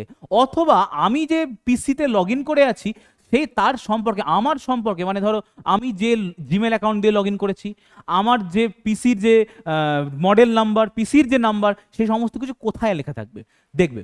কি লেখা আছে প্রথমে? টাস্ক ম্যানেজার, তারপরে কি লেখা আছে? কমান্ড প্রম্পট, তারপরে কি লেখা আছে? ফাইল এক্সপ্লোরার, তারপরে কি লেখা আছে? Control panel. আচ্ছা, তারপরে এবার একটা একটা করে তোমাদেরকে বলি। আচ্ছা, এটা লিখবো কোথায় তাহলে? দেখো, আচ্ছা এখানটাতে আমরা লিখবো হচ্ছে হ্যাঁ, এই যে ফাইল ম্যানেজমেন্ট আর অপারেটিং সিস্টেম, এখানটাতে লিখবো আমরা কোশ্চেন পয়েন্ট নাম্বার 3 এর মধ্যে। আমি পয়েন্টগুলো বলছি, ওখানে আর যাচ্ছি না। আচ্ছা, তো শুরু করি টাস্ক ম্যানেজার দিয়ে। টাস্ক ম্যানেজার দিয়ে এর কাজ কি? এর যেটা নামে যেটা বোঝাচ্ছে সেটাই ওর কাজ। টাস্ক মানে কি গো? কোনো কাজ করা না। টাস্ক মানে কি? কোনো কাজ। আচ্ছা, কম্পিউটার যখন কাজ করে তার মধ্যে কি কি চলে স্যার? তার সিপিইউ চলে স্যার, তার স্যার জিপিইউ চলে স্যার, তার মধ্যে র্যাম চলছে স্যার, তার ব্যাটারি চলছে স্যার। এই সমস্ত কিছু হচ্ছে তার টাস্ক। তার মধ্যে আচ্ছা আর কি চলছে? তুমি ধরো ইন্টারনেট ব্রাউজ করছো, তাহলে তাহলে স্যার ইন্টারনেট চলছে, ইন্টারনেট চলছে। এই বিষয়টাকে ম্যানেজারের কাজ কি? যে একটা হোটেলের ম্যানেজার যে আছে, সে তার যে স্টাফ রয়েছে তার ভালো মন্দ দেখা, কোনো স্টাফ অসুস্থ হয়ে গেল কিনা, কোনো স্টাফ বিরক্ত হচ্ছে কিনা, সেই কাজগুলো ম্যানেজ করাই ম্যানেজারের কাজ। তাহলে আমি যখন কম্পিউটার চালাচ্ছি সেই সময় আমার টাস্ক হচ্ছে এই এতগুলো। আমি এক্সাম্পল দিলাম, আরও ভেতরে অনেক নানা রকম কাজ হচ্ছে। গ্রাফিক্সের কাজ হয়, কন্টিনিউয়াস গ্রাফিক্সের কাজ হয়, ইনফরমেশন ডাটা পাঠাচ্ছি আসছে, এগুলোর কাজ হচ্ছে। তাহলে এই টাস্কগুলোকে ম্যানেজ করারই কাজ হয় হচ্ছে টাস্ক ম্যানেজারের। যদি তোমরা টাস্ক ম্যানেজার কি বললাম এর কি বলে তোমার শর্টকাট কি কি বললাম? কন্ট্রোল, বলবে কি বললাম? Control plus shift plus escape, তাই তো? এইটা যদি তোমরা মারো দেখতে পাবে কম্পিউটারে একটা গ্রাফের মতো জিনিস খুলে গেছে। অর্থাৎ কোন মুহূর্তে কোনটা বেশি গরম হচ্ছে বা কোনটা বেশি কাজ হচ্ছে সেইটা ওখানটাতে পরিষ্কার দেখিয়ে দেয়। যদি দেখো কোনো গ্রাফ লাল হয়ে রয়েছে, ধরো সিপিইউ বা জিপিইউ এর গ্রাফ লাল হয়ে রয়েছে, তার মানে সেই সময় কম্পিউটার কিন্তু খারাপের দিকে গেছে তোমার। বা ব্যাটারির গ্রাফ লাল হয়ে রয়েছে, তার মানে কিন্তু তোমার ব্যাটারি কমে এসছে বা ব্যাটারি গরম হয়ে গেছে। তাহলে এই ম্যানেজ করার কাজটাই হচ্ছে কার বলতো? টাস্ক ম্যানেজারের। তাহলে আমরা লেখার জন্য আমরা কি লিখবো? যে বিভিন্ন ধরনের কাজকে ম্যানেজ করতে, কম্পিউটারের ইন্টারনাল কাজগুলোকে ম্যানেজ করার জন্য ব্যবহার করা হয় হচ্ছে task manager, internal work management বা ওয়ার্ক লোড ম্যানেজমেন্ট, এটাও লিখতে পারো। নেক্সট নেক্সট দেখো হচ্ছে কমান্ড প্রম্পট। তার মানে কি? কমান্ড দিচ্ছি মানে কি? আচ্ছা, কমান্ড দেওয়া মানে কি? আমি ধরো ক্লিক করব একটা পিডিএফ ফাইলে, তাহলে আমি কি করব? মাউসের কার্সারটাকে নেব, নিয়ে গিয়ে ওখানটার দিকে ক্লিক করব। স্যার এটাও তো একটা কমান্ড দিলাম। দিলাম, হ্যাঁ স্যার দিলাম। আচ্ছা ধরো আমি কমান্ড দিলাম যে অল্ট প্লাস F4, এটাও একটা কমান্ড। তাহলে এই কমান্ড আর এই কমান্ড প্রম্পটের মধ্যে কি ফারাক বুঝি। ধরো তুমি গেছো হচ্ছে একটা আইসক্রিমের দোকানে, গিয়ে তোমার কাছে একটা ক্যাটালগ আছে, ক্যাটালগের মধ্যে ধরো লেখা আছে এখানটাতে, ধরো এটা একটা আইসক্রিমের দোকানে মেনু, এই মেনুতে লেখা আছে প্রথমে ভ্যানিলা আইসক্রিম, তারপরে লেখা আছে স্ট্রবেরি আইসক্রিম, তারপরে লেখা আছে হচ্ছে তোমার ধরে নাও চকলেট আইসক্রিম। তুমি দোকানে গেলে, দোকানে যে যে ওয়েটার আসে তাকে তুমি আঙুল দিয়ে দেখিয়ে দিলে 2 নাম্বার, 2 নাম্বারে ছিল হচ্ছে ভ্যানিলা আইসক্রিম ধরো, তাহলে 2 নাম্বারে দেখিয়ে দিলে ভ্যানিলা আইসক্রিম, তাহলে এইটা হচ্ছে তুমি মাউস দিয়ে ক্লিক করে বোঝালে যে এইটাকে তুমি দেখো টেপো। আর কমান্ড প্রম্পট কি, তুমি অন্য একটা দোকানে গেলে যেখানে মেনু নেই সেখানটাতে তোমাকে ওয়েটারকে ডাকতে হবে, ডেকে বলতে হবে আমাকে 2 স্কুপ ভ্যানিলা আইসক্রিম দিন, অর্থাৎ তুমি এটা মুখে বললে, আর আগেরটাই তুমি কি করেছিলে, আঙুল দিয়ে দেখিয়ে দিয়েছিলে। অর্থাৎ যে জিনিসটাকে আমাকে টেক্সটে রিপ্রেজেন্ট করে কম্পিউটারকে বলতে হচ্ছে সেটাই হচ্ছে কমান্ড প্রম্পট। স্যার আমরা তো করি না কারণ আমাদের যে নর্মাল যে পিসি হয় সেটাতে এই কমান্ড প্রম্পটের দরকার হয় না। এটা স্যার কারা ইউজ করে, যেগুলো হাই লেভেল ল্যাঙ্গুয়েজ জানে কম্পিউটারে, তারা এই কমান্ড প্রম্পট ইউজ করে থাকে। তাহলে কমান্ড প্রম্পট কি আমরা লিখে নেবো এখানটাতে, সেটা হচ্ছে টেক্সট ফর্ম কমান্ড, টেক্সট ফর্মের কমান্ড। অর্থাৎ আচ্ছা স্যার তাহলে এটা কি আমরা ইউজ করি না স্যার, এটা কারা ইউজ করে, যারা হাই লেভেল ল্যাঙ্গুয়েজ জানে। হাই লেভেল ল্যাঙ্গুয়েজ কি গো, সংস্কৃত ল্যাঙ্গুয়েজ না, হাই লেভেল ল্যাঙ্গুয়েজ মানে হচ্ছে C++, জাভা, আর কি হতে পারে বলো, HTML, পাইথন, হ্যাঁ পাইথন, লিনাক্স, এগুলো সবই হচ্ছে কোডিং ল্যাঙ্গুয়েজ বা হাই লেভেল ল্যাঙ্গুয়েজ, তাদেরকে এই কমান্ড প্রম্পট ব্যবহার করতে হয়। হলো, আচ্ছা তারপরে কি আছে দেখি, বলা আছে ফাইল এক্সপ্লোরার। আচ্ছা ফাইল এক্সপ্লোরার সম্পর্কে আর বলছি না আমি, কারণ তোমরা যেখানটাতে গান ভিডিও মিউজিক এগুলো পাও সেটাই ফাইল এক্সপ্লোরার, ঠিক আছে, এখানে আর এর সম্পর্কে আর কিছু বলার দরকার নেই। আচ্ছা কোশ্চেন কি ছিল, কোশ্চেন ছিল হচ্ছে ডিসপ্লে রেজলিউশন আমরা কার মাধ্যমে সিলেক্ট করি, তাহলে ফাইনালি কে পড়ে থাকলো, option number D, control panel. তাহলে এটা লিখে নেবে হচ্ছে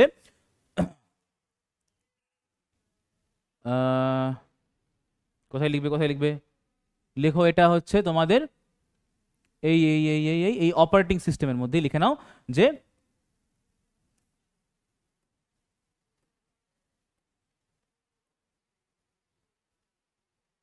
কন্ট্রোল প্যানেল বলে লিখে নাও।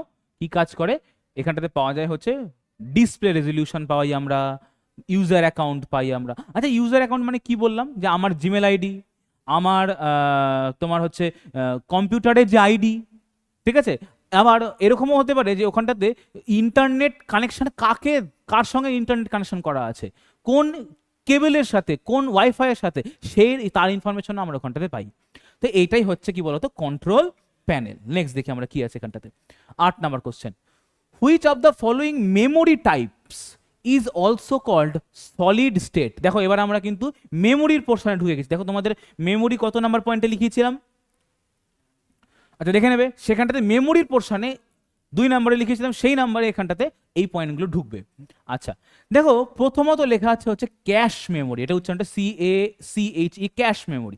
তারপরে লেখা আছে হচ্ছে ক্রিস্টাল মেমোরি, তারপরে লেখা আছে ফ্ল্যাশ মেমোরি, তারপরে লেখা আছে প্রাইমারি মেমোরি। কোশ্চেন কি আছে বলছে এর মধ্যে কোনটা সলিড স্টেট স্টোরেজ। আচ্ছা তার আগে বুঝি, তোমরা সায়েন্সে পড়েছো সলিড, তার মানে কি গো, সলিড মানে হচ্ছে কঠিন বস্তু, তাই তো, যার মধ্যে নড়াচড়া হয় না, তাই তো। আচ্ছা তো এর মধ্যে কোনটা সলিড স্টেট মেমোরি, আমি উত্তরটাই বলে দিচ্ছি, এটা হবে হচ্ছে primary memory. Sir primary memory example দেন স্যার, পেন ড্রাইভ হতে পারে, আর কি হতে পারে, হতে পারে স্যার SSD হতে পারে, আচ্ছা আর কি হতে পারে স্যার HDD হতে পারে, এগুলো সবই হচ্ছে প্রাইমারি মেমোরির এক্সাম্পল, ঠিক। আচ্ছা এইবার দেখবে একটা জিনিস, আচ্ছা প্রাইমারি মেমোরির আর কি এক্সাম্পল হতে পারে, প্রাইমারি মেমোরি আর হতে পারে হচ্ছে র্যাম আর হচ্ছে রম, এগুলো সবই হচ্ছে আমাদের প্রাইমারি মেমোরি, ঠিক আছে। এইবার চলে এসো এইখানটাতে,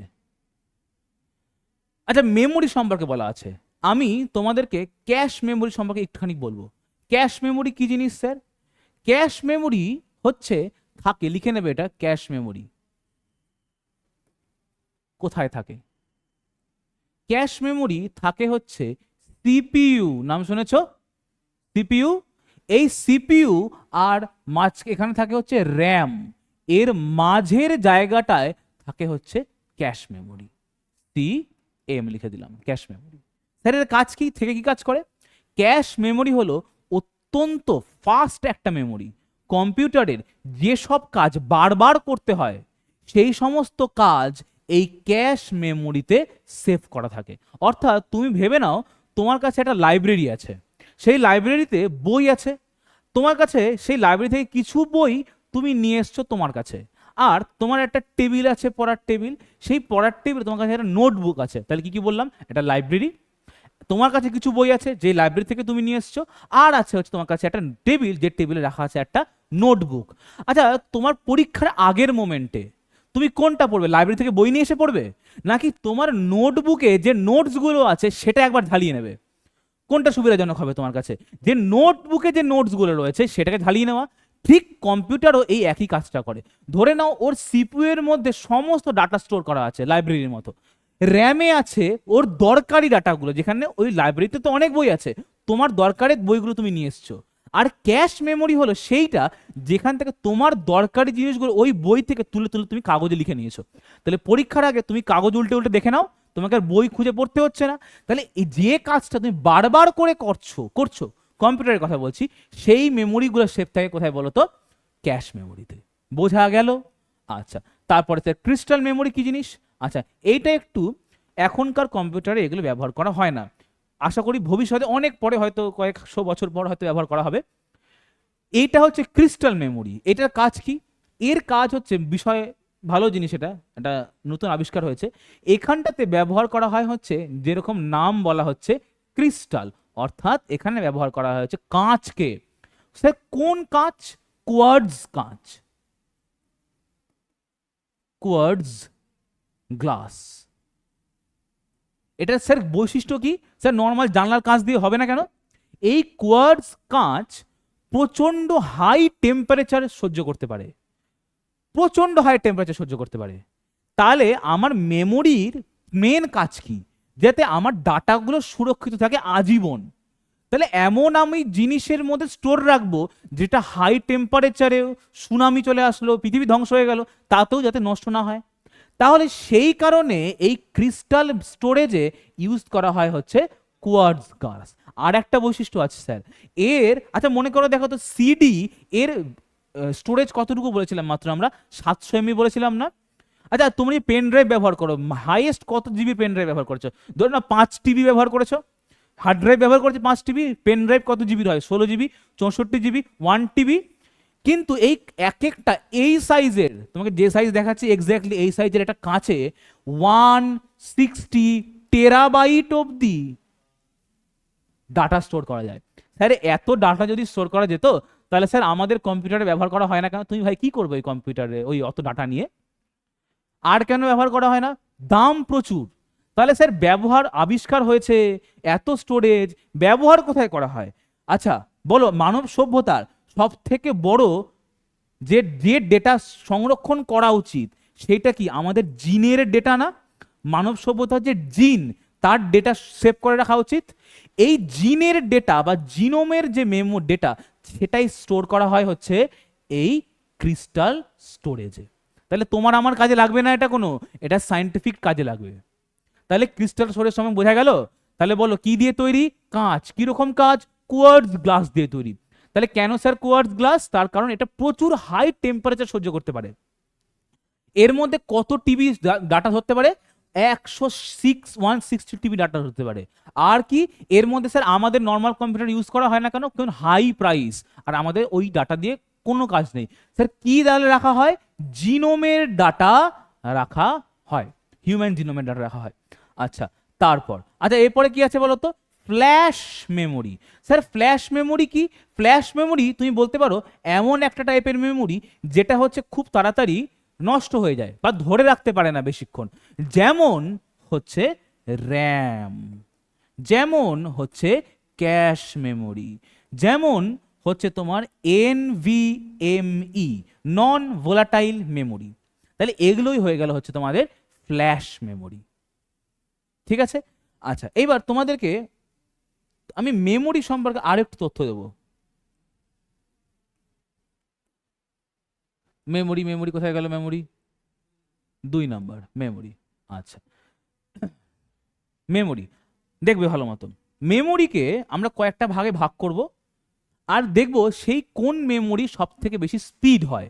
এই এই যে ক্রমটা, এই ক্রমটা মনে রাখবে। সব থেকে বেশি যে মেমোরির স্পিড হয়, আমি জানি না কত আমার পয়েন্ট চলছে, নিজের মতো করে নেবে। সব থেকে বেশি যে মেমোরির স্পিড হয় তাকে বলা হয় রেজিস্টার্স। কি বলা হয়? রেজিস্টার্স। স্যার এই রেজিস্টার্স কোথায় থাকে? সিপিইউ এর মধ্যে থাকে। কোথায় থাকে বললাম? সিপিইউ এর মধ্যে থাকে। স্যার আর কি রকমের মেমোরি হয় স্যার? রেজিস্টার্স এর পরেই চলে আসবে হচ্ছে রেজিস্টার সব থেকে বড়, সেই জন্য ও তীর মারছে। কাকে তীর মারছে? যার ওর থেকে একটু স্পিড কম। তার নাম হয়ে গেল হচ্ছে, যেটা আমরা বললাম, ক্যাশ মেমোরি। ঠিক আছে, বলার সময়ই বলেছিলাম যে ক্যাশ মেমোরি অত্যন্ত হাই স্পিডের একটা মেমোরি, কিন্তু তার থেকেও বেশি হাই স্পিড কার? হচ্ছে রেজিস্টার্সের। হলো। আচ্ছা, এই ক্যাশ মেমোরির পর আসবে হচ্ছে আমাদের র্যাম। র্যাম। আচ্ছা, র্যামের ফুল ফর্ম কে বলতে পারবে? র্যান্ডম অ্যাক্সেস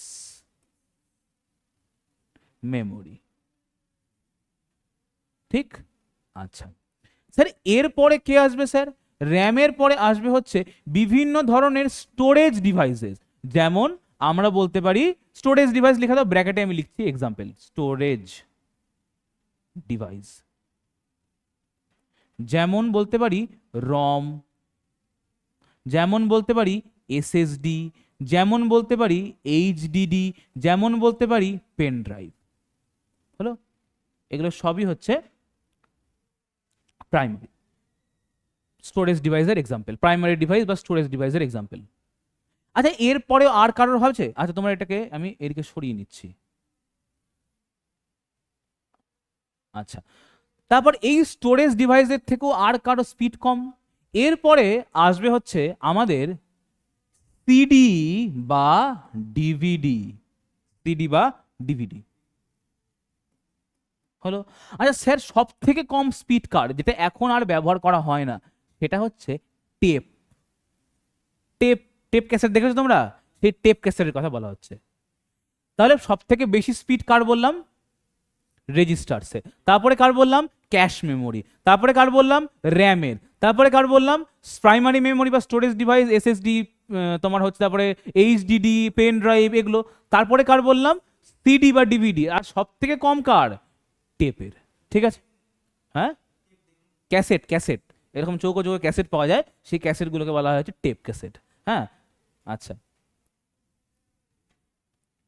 বেশ।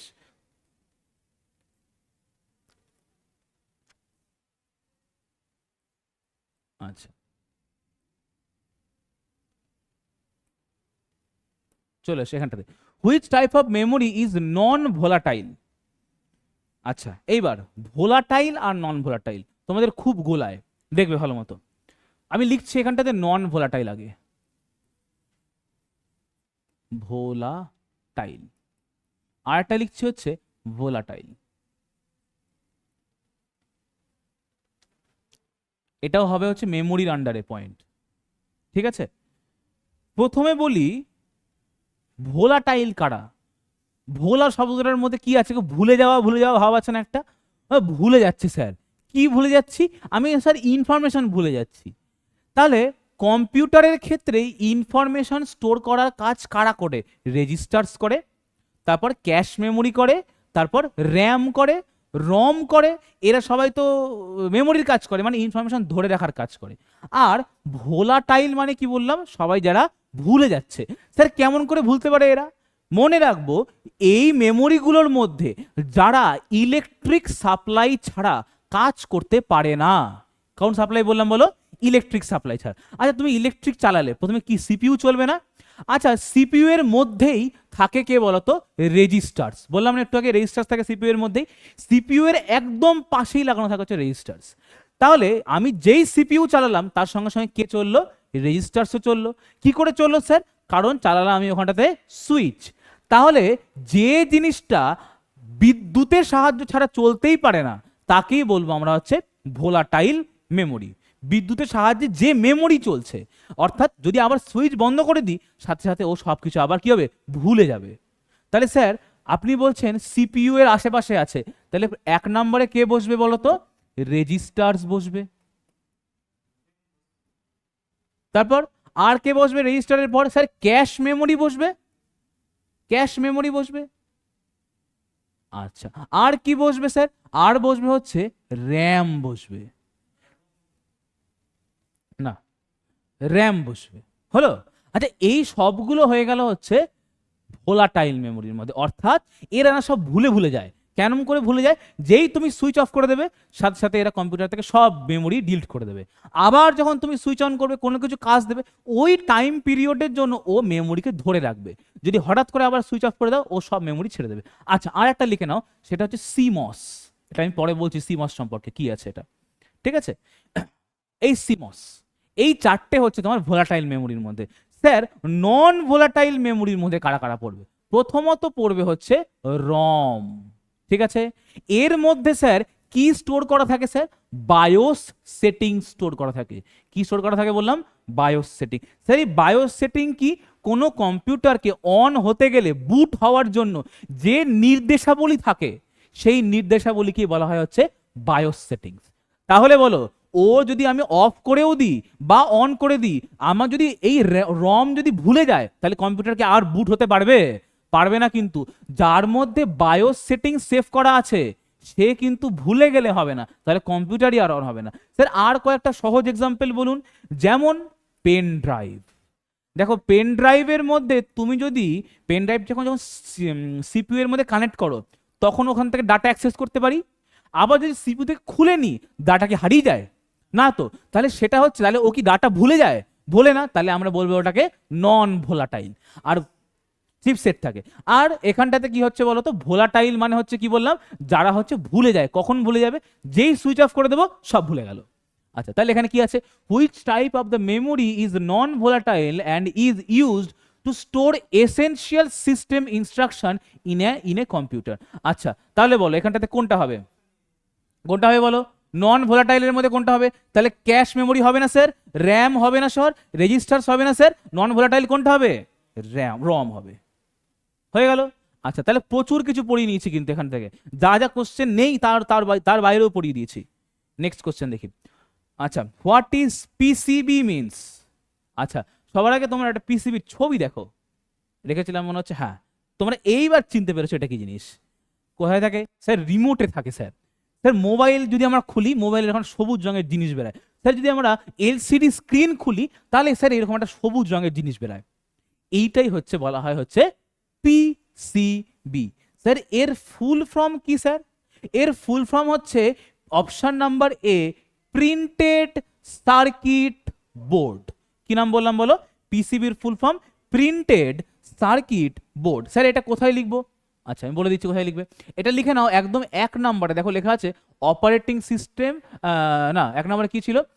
Computer architecture and processor. এখানে লিখে নাও।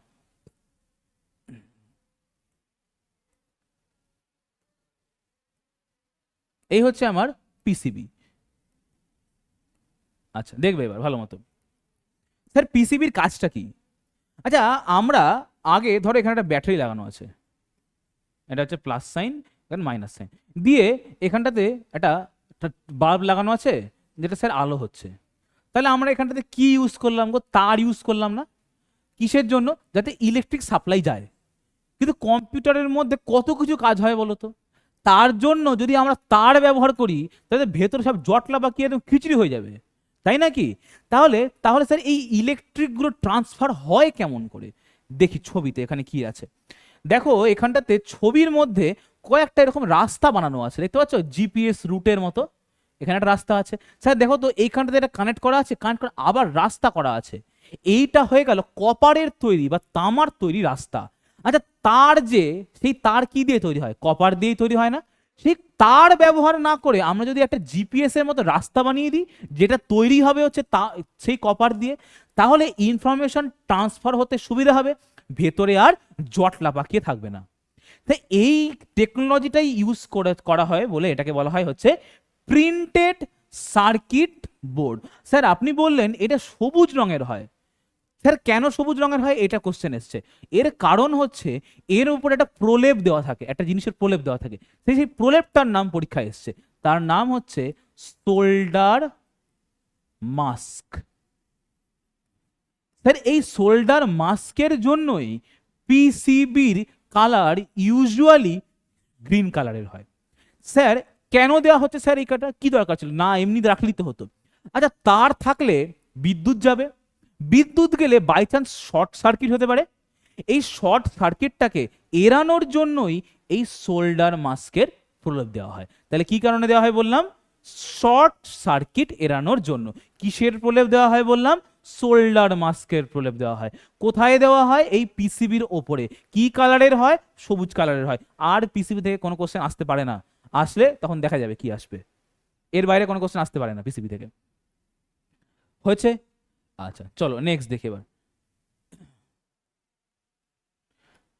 এই যে সিমস চলে এসছে, যেটা বলছিলাম তখন আমি, seems often associated with storing system বলেছি আমি, নন ভোলাটাইল মেমোরির মধ্যে বলেছি। এটার মানে কি জানতে চেয়েছে, ডাইরেক্ট আমি অ্যান্সার বলে দিচ্ছি। এটা এর মানে হচ্ছে অপশন এতে computerised main operating system, complementary metal oxidise semiconductor, হ্যাঁ অপশন নাম্বার হচ্ছে বি।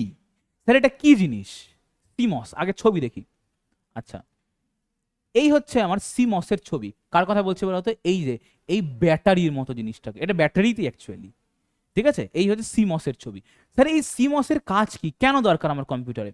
আচ্ছা সিমস আমি বললাম নন ভোলাটাইল মেমোরি, মানে ভুলে যায়, কিন্তু ওর একটা গুণ আছে, গুণটা হচ্ছে ও কিছু সামান্য ডেটা নিজের মধ্যে স্টোর করতে পারে।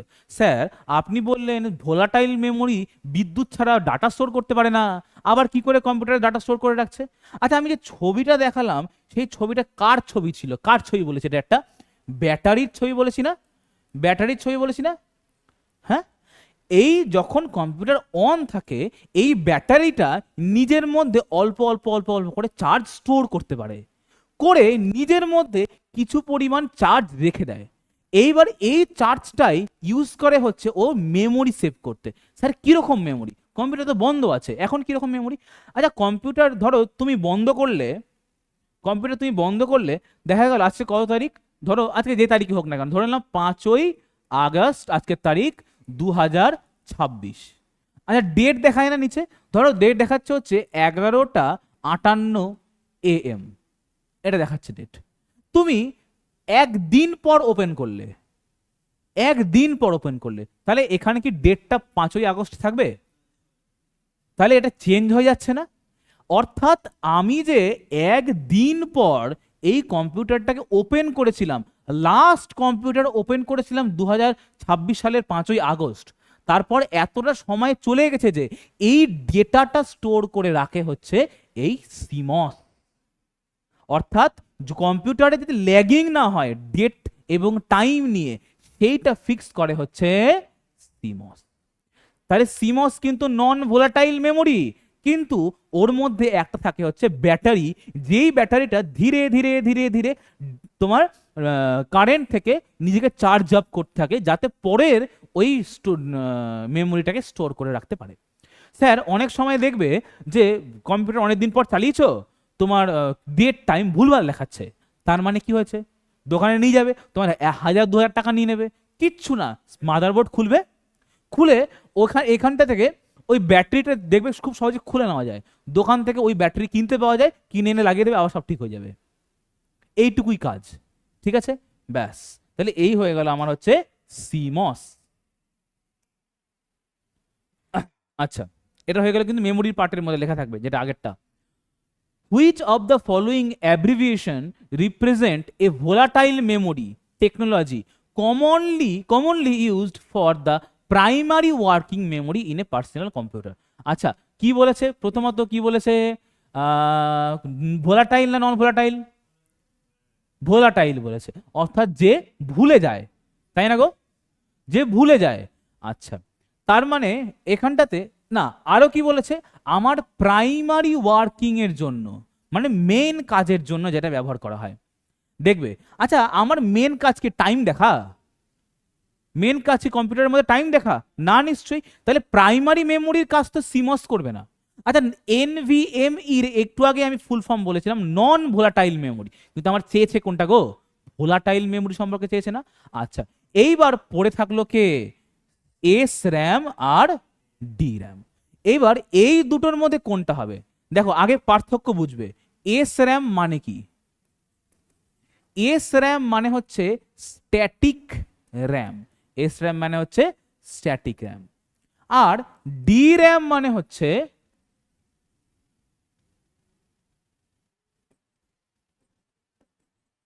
Dynamic RAM. হলো। এই স্ট্যাটিক র্যাম কে ইউজ করে স্যার? স্ট্যাটিক র্যাম ইউজ করে হচ্ছে ক্যাশ মেমোরি। কেন ইউজ করে স্যার? এই মেমোরি কি কেন ইউজ করে? আচ্ছা, স্ট্যাটিক কথার অর্থ কি? স্থির হয়ে থাকা। স্ট্যাটিক মানে কি? স্থির হয়ে থাকা। আচ্ছা স্যার, ডাইনামিক কথার অর্থ কি? ডাইনামিক মানে দেখবে যখন তুমি যদি ফ্লাইটের টিকিট বুক করো, লেখা থাকবে দেখবে ডাইনামিক প্রাইস রেঞ্জ। তার মানে যত চাহিদা বাড়বে ফ্লাইটের টিকিটের, তত ওরা দাম বাড়াবে। তার মানে দামটা ওখানে ফিক্স নয়। তার মানে ডাইনামিক র্যাম মানে ও কন্টিনিউয়াস নিজেকে চেঞ্জ করছে। আর ক্যাশ মেমোরি আমি বলেছিলাম যে সমস্ত জিনিস তোমার ওই নোটবুকটার মতো, যে সমস্ত ইম্পর্টেন্ট জিনিস তোমার বারবার দরকার হয়, সেই সমস্ত জিনিস তুমি সেভ করে রাখবে কম্পিউটার ক্যাশ মেমোরিতে। তাহলে যদি ক্যাশ মেমোরি বারবার করে চেঞ্জ হতে থাকে, তোমার নোটস যদি বারবার করে চেঞ্জ হয়, তাহলে কি তোমার পড়া ভালো মতো হবে? হবে না। তাহলে সেই কারণে ও ইউজ করে হচ্ছে স্ট্যাটিক র্যাম বা স্থির র্যাম। কিন্তু ডাইনামিক র্যাম বারবার করে রিফ্রেশ হয়। কার জন্য? ইউজার ইন্টারফেস ভালো করার জন্য। তুমি যে এত স্মুথ ইন্টারফেস দেখতে পাচ্ছ কম্পিউটারে, তার কারণ হচ্ছে এই র্যামটা বারবার করে নিজেকে রিফ্রেশ করছে। যখন তোমরা কম্পিউটারে গেম খেলো, ধরো তুমি বিজিএমআই গেম খেলছো কম্পিউটারে, দেখবে কম্পিউটারের মাঝে মাঝে কিন্তু ল্যাগ হয়। কেন ল্যাগ হয়? ওই মোমেন্টে হয়তো ডাইনামিক র্যাম নিজেকে ঠিক টাইম মতো রিফ্রেশ করতে পারেনি। যদি ফ্রেম রেট আটকে যাচ্ছে বারবার করে, টিভিতে দেখবে হঠাৎ করে চলতে চলতে আটকে যাচ্ছে, তার মানে কি ওই সময় ও ভালো মতো রিফ্রেশ করতে পারছে না র্যামটাকে। আচ্ছা, এই ডাইনামিক র্যাম ইউজ করা হয় হচ্ছে আমাদের প্রাইমারি বা পার্সোনাল কম্পিউটারের ওয়ার্কিং মেমোরি হিসেবে। তাহলে স্যার স্ট্যাটিক র্যাম কোথায় ব্যবহার করা হয়? ক্যাশ মেমোরিতে। বলো ডাইনামিক র্যাম কোথায় ব্যবহার করা হয়? আমাদের নর্মাল কম্পিউটারে যে সমস্ত কিছু আমরা স্টোর করে রাখি, বায়োস যেটা হোক, বিভিন্ন ধরনের অন্যান্য জিনিস, সেগুলো সমস্ত কিছু স্টোর করা হয় হচ্ছে ডি র্যামে, ডাইনামিক র্যামে। আচ্ছা, 13 নম্বর কোশ্চেন। দারুণ কোশ্চেন, মজার কোশ্চেন এটা। তোমরা ফাইল সেভ করবে, হ্যাঁ, এই ফাইলটা ধরো পিডিএফ ফাইলটা আছে, তোমরা এটাকে সেভ করবে। সেভ করবে হচ্ছে এই দিয়ে, ধরো লিখলাম যে কম্পিউটার ক্লাস -1, ঠিক আছে? কম্পিউটার ক্লাস -1 দিয়ে এন্টার মারলে দেবে কম্পিউটার ক্লাসটা কিন্তু সেভ হয়ে গেল। কিন্তু যদি তুমি 1-এর বদলে বাই চান্স তুমি এখানে ভুল করে কোশ্চেন মার্ক মেরে দাও, 1-এর বদলে বাই চান্স এখানটাতে কি মেরে দাও বললাম বলো তো? টিপতে গিয়ে এরর চলে আসলো, কোয়েশ্চেন মার্ক, ফাইল নেম, ফাইলের তুমি নাম রাখছো, দিয়ে সেভ করবে। সেই সময়ে দেখবে তোমার এখানে একটা পপ আপ উঠবে, this file name can not be exist. তার মানে তুমি এই কোয়েশ্চেন মার্ককে ফাইল নেম দেওয়ার সময় ইউজ করতে পারবে না। ঠিক স্যার, শুধু কোশ্চেন মার্কই হয়, আর কোনো মার্কে হবে না, আর কোনো সাইনে হবে না? হবে, বলবো তোমাদেরকে। আচ্ছা তাহলে দেখি কি লেখা আছে। Which of the following character is not allowed in a file name when renaming the Windows? উইন্ডোজে যখন আমরা ফাইলকে রিনেম করি, নতুন করে নাম দিই, সেই সময় আমরা কোয়েশ্চেন মার্ককে ইউজ করতে পারি না। স্যার একটাই ইউজ করতে পারি নাকি আরো আছে? মন দিয়ে শুনবে। এটা তোমরা লিখে নাও হচ্ছে, লাস্ট কি লিখেছিলাম? লাস্ট পয়েন্ট কি ছিল? 5 নম্বর পয়েন্ট,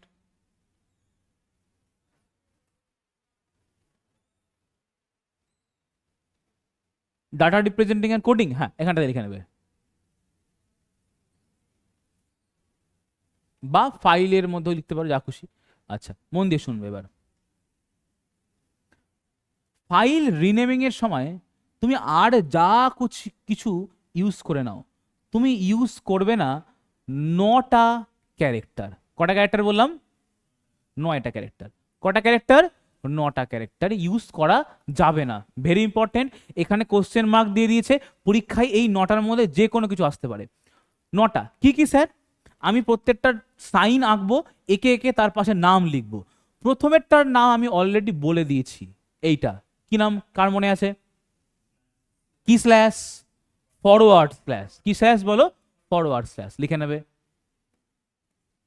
ফরওয়ার্ড স্ল্যাশ। এইটা আমরা ডাটা এই ফাইল রিনেমিং এর সময় ইউজ করতে পারি না, করে দেখবে তোমরা। আচ্ছা স্যার এর ঠিক উল্টোটা, এই সাইনটা, এটা তাহলে কি হবে? তাহলে ব্যাকওয়ার্ড স্ল্যাশ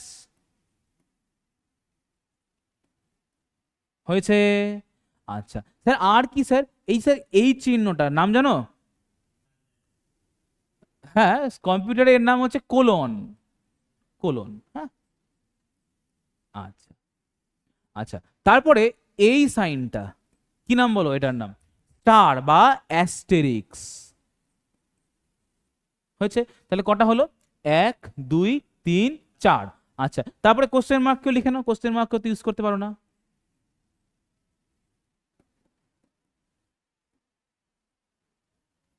আচ্ছা, তারপরে লেখা হচ্ছে এইরকম লম্বা একটা দাগ, এইটার সম্পর্কে আমি বলেছি একটু আগে, বললাম হচ্ছে পাইপ বা টিউব।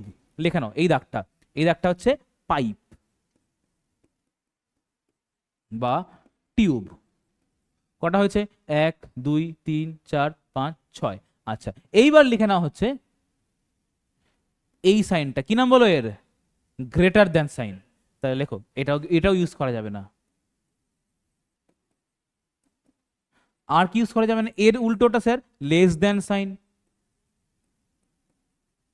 কটা হয়েছে এখন অবধি? 1 2 3 4 5 6 7 8। ফাইনালি তোমরা এই সাইনটাকেও জানো, সেটা হচ্ছে ডাবল কোটেশন। ডাবল কোটেশন, ব্যাস।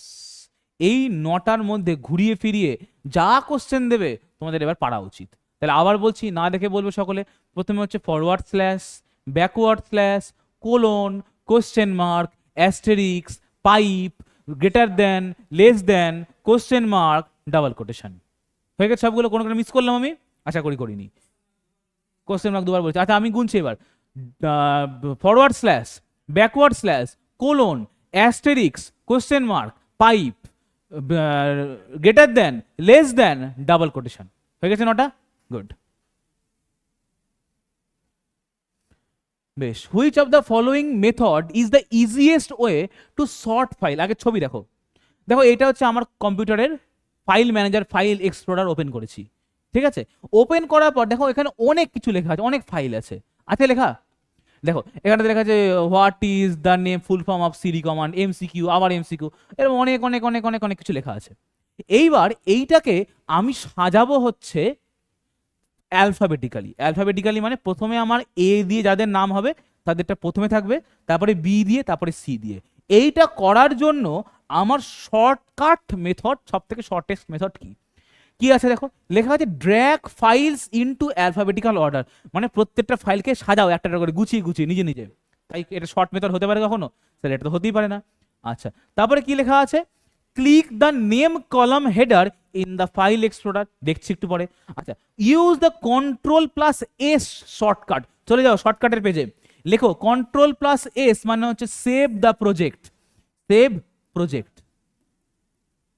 কন্ট্রোল প্লাস এস দিয়ে আমরা প্রজেক্টকে সেভ করতে পারি। তুমি ডক্স ফাইল খুলে কোনো কাজ লিখছো, দিয়ে কন্ট্রোল প্লাস এস মারো, অটোমেটিক সেভ হয়ে যাবে। আচ্ছা, এরপর right click and group, select group, এটা সম্পর্কে পরে বলছি।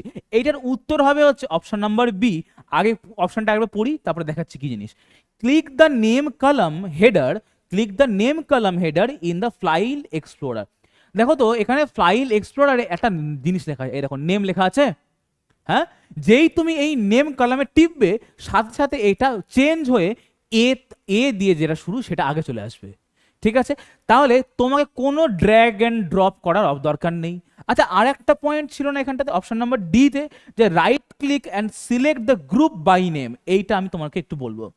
আচ্ছা, যদি তোমরা মাউসের রাইট ক্লিক করো, এই ফাইল ম্যানেজার খুলে ফাইল এক্সপ্লোরার খুলে যদি তোমরা রাইট ক্লিক করো দেখে পাশে এখানে একটা মেনু খুলবে। 3 নাম্বার বা 4 নম্বরে লেখা থাকবে হচ্ছে গ্রুপ। গ্রুপ, এই গ্রুপে যদি তোমরা ক্লিক করো এখানে তোমরা 4টে অপশন দেখতে পাবে। গ্রুপে গিয়ে তোমরা 4টে অপশন দেখতে পাবে। আমি কি করছি, আমি ফাইলগুলোকে সাজাচ্ছি। কিভাবে সাজাচ্ছি, এবার গ্রুপে সাজাচ্ছি। আগের বার আমাকে কোশ্চেন অনুযায়ী কি বলেছিল, আমাকে অ্যালফাবেটিক্যালি সাজাতে বলেছিল, তখন আমি শুধুমাত্র নেম কলামে টেপ করেছিলাম। এখন আমি কি অনুযায়ী সাজাচ্ছি, গ্রুপ করে সাজাই। গ্রুপ করে বলতে কিরকম গ্রুপ, স্যার গ্রুপ কিসের কিসের হয়, ধরো এইরকম একটা লেখা, দেখো তো এখানটাতে লেখা আছে, ধরো কোনো একটা জায়গায় ভি দিয়ে একটা ওয়ার্ড শুরু হয়েছে, তাই না? আবার দেখো তো একটা জিনিস আমার এখানে লেখা আছে বাংলায়, আছে কি না? তাহলে এদেরকে তো একটা আলাদা আলাদা গ্রুপে সাজাতে হবে। স্যার বাংলার জন্য একটা গ্রুপ, স্যার যদি কোনো ফাইল নেম শুরু হয় কোনো একটা নাম্বার দিয়ে তাহলে তার জন্য আর একটা গ্রুপ। তাহলে এই গ্রুপ কত রকমের হয়, প্রথম গ্রুপ নাম্বার 1 তোমরা দেখতে পাবে লেখা আছে 0 থেকে 9। তার মানে 0 থেকে 9 যদি তোমরা ক্লিক করো সবার ওপরে সেই সমস্ত ফাইলগুলো খুলবে যাদের তুমি নাম্বার দিয়ে সেভ করে লিখেছো। শুধু হয়তো লিখে 0.01, তাহলে তুমি নাম্বার দিয়ে সেভ করে লিখেছো, কোনো টেক্সট লেখোনি, তাহলে ওইটা তোমার প্রথমে দেখাবে। স্যার আর কি হয়, গ্রুপ নাম্বার 2 তে থাকবে এ থেকে এইচ অবধি, কটা, 9টা, এ থেকে এইচ অবধি হয়ে গেল। আচ্ছা, তাহলে এবার যদি তুমি এ থেকে এইচ অবধি টেপো তাহলে তোমাকে শুধু এ থেকে এইচ অবধি যে যে ফাইল নেমগুলো আছে সেগুলো দেখাবে। অর্থাৎ আমি প্রত্যেকটাকে আলাদা আলাদা গ্রুপে গ্রুপে ভাগ করছি। প্রথম গ্রুপ নিউমেরিক্সের গ্রুপ, তারপরে গ্রুপ এ থেকে এইচ এর গ্রুপ। আচ্ছা, তারপরে কোনটা হয় বলো, এইচ এর পর কি আসে, এইচ, জি, জি থেকে আসবে হচ্ছে পি অবধি, হয়েছে। আচ্ছা, তারপরে কি আসবে বল, পি থেকে কিউ থেকে আসবে হচ্ছে জেড অবধি। এই 3টে হয় হচ্ছে গ্রুপ। আর ফাইনালি এখনো বাকি আছে, স্যার এগুলো তো আপনি বলেন ইংলিশ আর নিউমেরিক্স এর ক্ষেত্রে, একটা বাকি থাকলো না, বাংলাগুলোকে স্যার কোথায় রাখবো? এইটার জন্য এই গ্রুপের মধ্যেই আর একটা অপশন থাকে যাকে বলা হয় হচ্ছে তোমার আদার্স। আদার্স মানে তুমি বাংলায় সেভ করো, হিন্দিতে সেভ করো, তুমি হয়তো কোনো চাইনা ল্যাঙ্গুয়েজ সেভ করে রেখেছো, সেই সমস্ত কিছুকে পাবো আমরা এই আদার্সের টিপে। অর্থাৎ আমি যদি রাইট ক্লিক করে গ্রুপে গিয়ে আদার্স টিপি তাহলে আমি এই যে পার্ট অ্যান্ড তপশিল এটাকে সবার উপরে দেখতে পাবো। বোঝা গেল কি বলছি?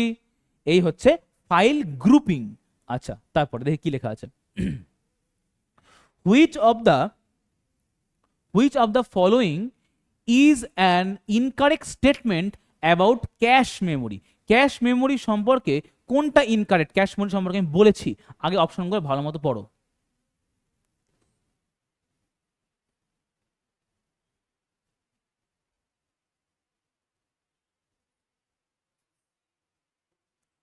কোনটা ইনকারেক্ট বলেছে, কোনটা ইনকারেক্ট বলেছে ভালো মতো বুঝবে।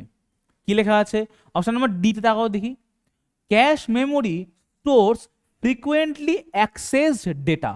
তার মানে ফ্রিকুয়েন্টলি মানে যেগুলো বারবার ব্যবহার করি সেই ডেটাকে স্টোর করে, করে কি করে না?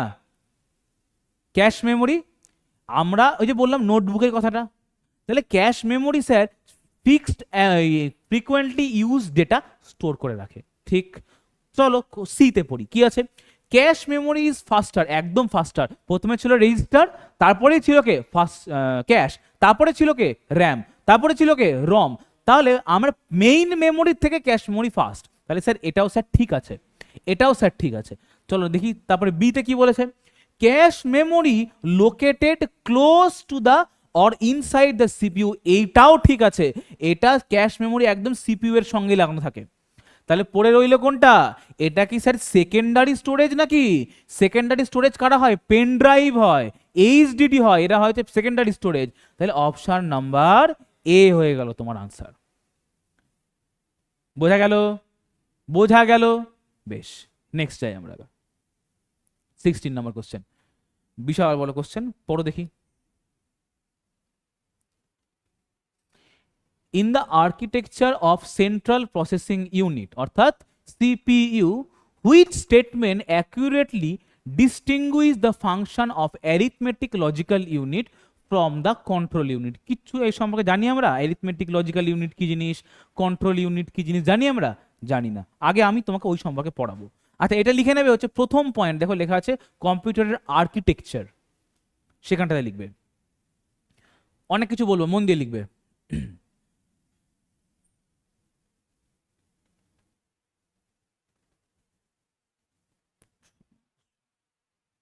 কম্পিউটারের আর্কিটেকচার পেয়েছি, এই যে দেখো সিপিইউ। এই সিপিইউ এর তিনটে মেন পার্ট। কটা মেন পার্ট বললাম? তিনটে পার্ট। প্রথমটাকে বলা হয় হচ্ছে আলু। কি বলা হয়? আলু। আলু না কিন্তু, ALU। এর মানে কি স্যার? এর ফুল ফর্ম কি? এর ফুল ফর্ম হলো হচ্ছে অ্যারিথমেটিক লজিক ইউনিট। হয়ে গেছে। 2 নাম্বার চলে আসে হচ্ছে CU। এর ফুল ফর্ম হচ্ছে কন্ট্রোল ইউনিট। হয়েছে। আর 3 নাম্বার, তোমরা আমি অনেকবার এই কথাটা বললাম, সেটা হচ্ছে রেজিস্টার্স, তাই না? তাহলে রেজিস্টার্স কোথায় থাকে? সিপিইউ এর মধ্যেই থাকে। ঠিক আছে? আচ্ছা, তাহলে ALU এর ফুল ফর্ম লিখেছি আমি হচ্ছে অ্যারিথমেটিক লজিক ইউনিট। আচ্ছা, তাহলে স্যার অ্যারিথমেটিক মানে তো অঙ্ক, তাই না? তাহলে স্যার এই ALU এর কাজ কি হবে স্যার? এর কাজ হবে যোগ করা, বিয়োগ করা, গুণ করা, ভাগ করা। স্যার ম্যাথমেটিক্সের কি এইটুকুই কাজ? ম্যাথমেটিক্স কোনো লজিক্যাল অপারেশন সলভ করতে পারে না? স্যার পারে। তাহলে স্যার ALU এর নাম অ্যারিথমেটিক লজিক্যাল ইউনিট, তার মানে স্যার এ নিশ্চয়ই লজিক্যাল প্রবলেমকেও সলভ করতে পারবে। আচ্ছা স্যার, আর কি করতে পারবে স্যার? এ না স্যার, লজিক্যাল প্রবলেমের মধ্যে কোনো স্টেটমেন্ট বা কোনো কমান্ড ট্রু নাকি ফলস এই ধারণাটাও দিতে পারে। অর্থাৎ ট্রু ফলস কাজ করতে পারে, কোনটা ট্রু কোনটা ফলস এই সম্পর্কে ইউজারকে ডেটা দিতে পারে। আচ্ছা, তাহলে এই হয়ে গেল হচ্ছে আমাদের ALU, এটা সম্পর্কে বড়। আচ্ছা, নেক্সট পড়বো আমরা CU সম্পর্কে। CU কে বলা হয় হচ্ছে কম্পিউটারের নার্ভাস সিস্টেম। নার্ভাস সিস্টেম এর কাজ কি? এর কাজ হলো ALU কে ম্যানেজ করা, আর কোনো কাজ নেই। অর্থাৎ ALU ঠিকমতো লজিক্যাল আউটপুট দিতে পারছে কিনা, রেজাল্ট ঠিকমতো ইউজারকে শো করতে পারছে কিনা, এইগুলোই হয়ে গেল কন্ট্রোল ইউনিটের কাজ। আচ্ছা, রেজিস্টার্স কি বলে দিয়েছি অলরেডি। রেজিস্টার্স হচ্ছে এক ধরনের সুপার ফাস্ট মেমোরি, যেটা সিপিইউ এর পাশেই বসানো থাকে। আচ্ছা, তাহলে আর একটা জিনিস আছে, সেটা হচ্ছে ALU plus CU plus registers. এই তিনটেকে একসাথে একটা নামে ডাকা হয়। এই নামটা তোমরা জানো, শুনেছো। এইটাকে বলা হয় হচ্ছে মাইক্রো প্রসেসর।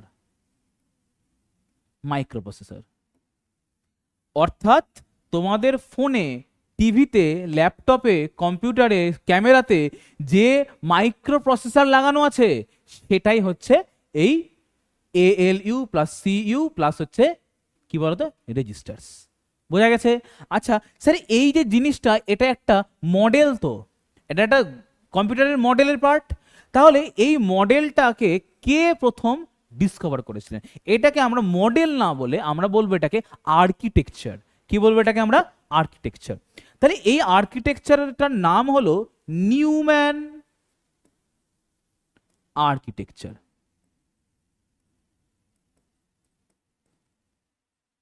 অর্থাৎ এই যে ঘটনাটা, এই যে বিষয়টা, যে ALU, CU আর রেজিস্টার্সকে যে একসঙ্গে কম্বাইন করে কম্পিউটার ইউজ করা যায়, এইটাকেই বলা হবে হচ্ছে নিউম্যান আর্কিটেকচার। তাহলে নিউম্যানটা একটা কারো লোকের নাম শুনে মনে হচ্ছে না? এই লোকটা হচ্ছে 1945 সালে 1945 সালে এডভ্যাক নামে একটা কম্পিউটার আবিষ্কার করেছিলেন। আবিষ্কার করেননি ইনি, এডভ্যাকে এই আর্কিটেকচারটা ইউজ করেছিলেন। 1945 সালে এডভ্যাকে প্রথম ব্যবহার করেন।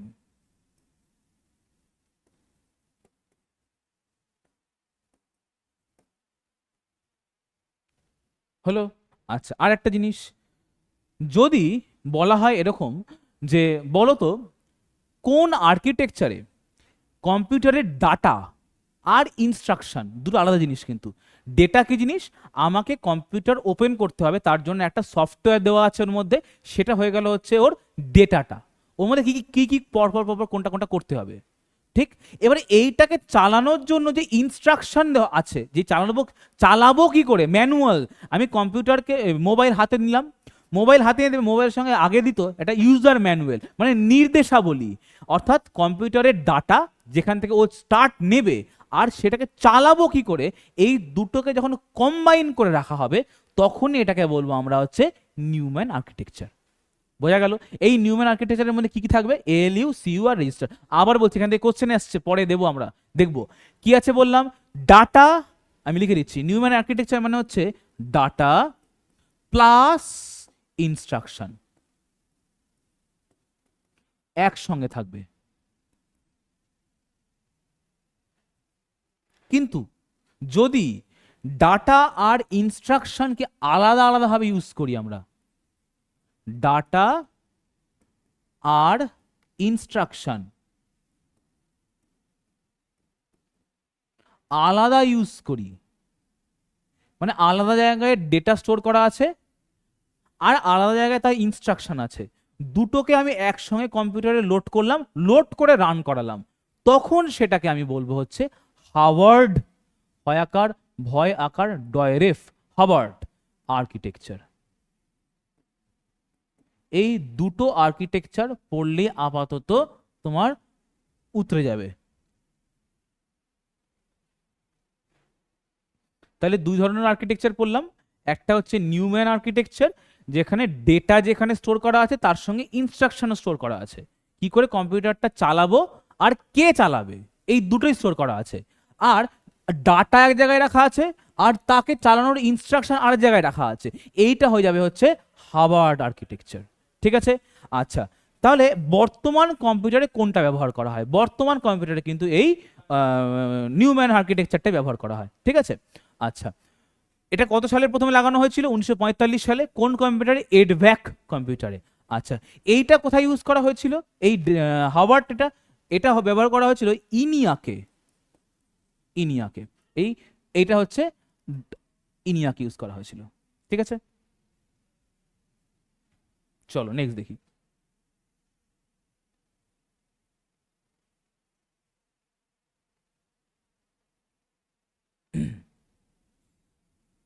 কি ছিল কোশ্চেনটা? কোশ্চেনে ফিরে আসি। আচ্ছা, তো এবার এএলইউ আর সিইউ এর মধ্যে কোনটা কি কাজ করে, এইবার অপশনগুলো তোমরা পড়ো দেখি। Option A, CU executes arithmetic operation. CU কি অ্যারিথমেটিক কাজ করে, যোগ বিয়োগ গুণ ভাগ করে? না স্যার, করে না, তাহলে এটা হবে না।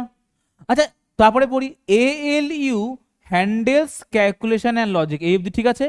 CU manages instruction flow and coordinates, ঠিক আছে মনে হচ্ছে তো? আচ্ছা, নেক্সট পড়ে নিই আগে বাকিগুলো। CU interact with directly peripheral devices, হবে না, অপশন নাম্বার সি হবে না। এএলইউ ডিকোড ইনস্ট্রাকশন, হবে না, তাহলে কোনটা হবে?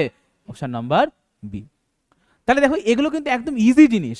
এএলইউ মানে অ্যারিথমেটিক লজিক ইউনিট, সে ভাই ক্যালকুলেশন ছাড়া অন্য কিছু করবে না। সিইউ মানে কন্ট্রোল ইউনিট, সে হবে ব্রেন, আমাদের কম্পিউটারের নার্ভাস সিস্টেম, হ্যাঁ কি না? তাহলে এই হয়ে যাচ্ছে এক বিশাল বড় কোশ্চেন, তোমরা দেখলেই কোশ্চেন পরীক্ষা ছেড়ে আসতে। কিন্তু এই হচ্ছে, বললাম যে বাংলায় কম্পিউটার পড়ার সুবিধে, যে তুমি বুঝতে পারছো ভালো মতো, নিজের ল্যাঙ্গুয়েজে পড়ছো। চলো নেক্সট দেখি।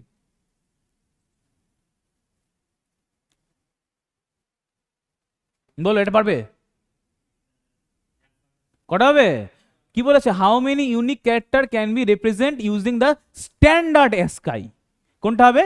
128টা। কিন্তু এটা যদি এক্সটেন্ডেড হয়ে যেত তাহলে কি আনসার হতো? যদি এটাকেই এক্সটেন্ডেড এসকাই বলতাম তাহলে কি আনসার হতো? স্ট্যান্ডার্ড এসকাইতে আমার হচ্ছে 128টা, ঠিক। কিন্তু এক্সটেন্ডেড হয়ে গেলেই আমি বললাম যে 2 এর পাওয়ারে কত বসবে? 8 বসে যাবে না? তখন আনসার হয়ে যেত কিন্তু 256। ঠিক আছে, তাহলে দুটোই মনে রাখবো যখন যেটা দেবে। তারপরে আচ্ছা, পড়ো, ফান্ডামেন্টাল ডিফারেন্স বিটুইন কোল্ড বুট আর হচ্ছে ওয়ার্ম বুট, দুটো জিনিস, আবারও একদম ইজি জিনিস, অলওয়েজ আমরা এগুলো শুনেছি। আচ্ছা, কোল্ড বুট আর একটা হচ্ছে ওয়ার্ম বুট।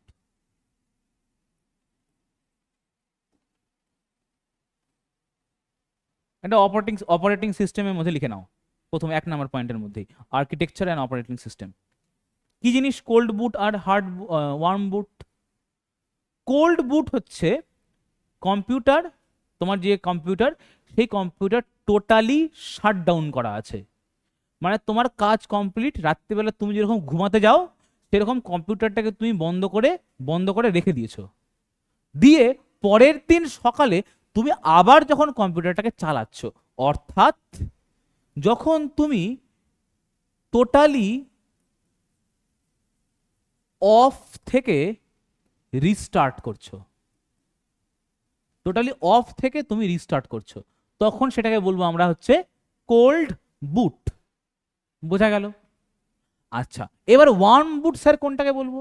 দেখবে তোমার যদি কারোর কাছে কম্পিউটার থাকে, আচ্ছা কম্পিউটার বাদ দাও, তোমাদের কারোর কাছে যদি মোবাইল থাকে, সবার কাছে আসে আশা করি, তো মোবাইলে যখন আপডেট আসে, আপডেট ডাউনলোড করলে আপডেট হলো, তারপরে লেখা থাকে দেখবে restart the device to restart the device, এরকম কিছু একটা লেখা থাকে। তখন তুমি যখন টেপো, মোবাইলটা সুইচ অফ হয়ে আবার অন হয় না? হয় কি হয় না? ঠিক কম্পিউটারও একই জিনিস হয়। কম্পিউটার তোমার ওপেন আছে, ওয়াইফাই এর সাথে কানেক্ট আছে, অটোমেটিক আপডেট ডাউনলোড হয়ে বসে আছে কম্পিউটারের মধ্যে। এবার তোমাকে বলবে আপডেট ডাউনলোড হওয়ার পর রিস্টার্ট দ্য সিস্টেম, তখন তার মানে কি কম্পিউটার তো তোমার অলরেডি ওপেন ছিল, এমন তো না কোল্ড বুটের মতো পুরো সুইচ অফ করা ছিল, তুমি নতুন করে বুট করছো। এখানটাতে কি হচ্ছে, তোমার কম্পিউটার আগে থেকেই অন করাই ছিল, এইবার সেইটাকে তুমি সিস্টেমের আপডেট এসছে, তুমি আপডেট ডাউনলোড করেছো, করার পর লেখা আসছে একটা পপ আপ যে রিস্টার্ট দ্য সিস্টেম, যেই তুমি ওখানে ক্লিক করলে বলবে রিস্টার্টিং বলে ঘুরতে শুরু করবে, হবে কি না? সেই সময়ে হয় হচ্ছে ওয়ার্ম বুট। তাহলে স্যার দাঁড়ালো কি পয়েন্টটা? লিখবে এখানটাতে সফটওয়্যার আপডেটের সময়।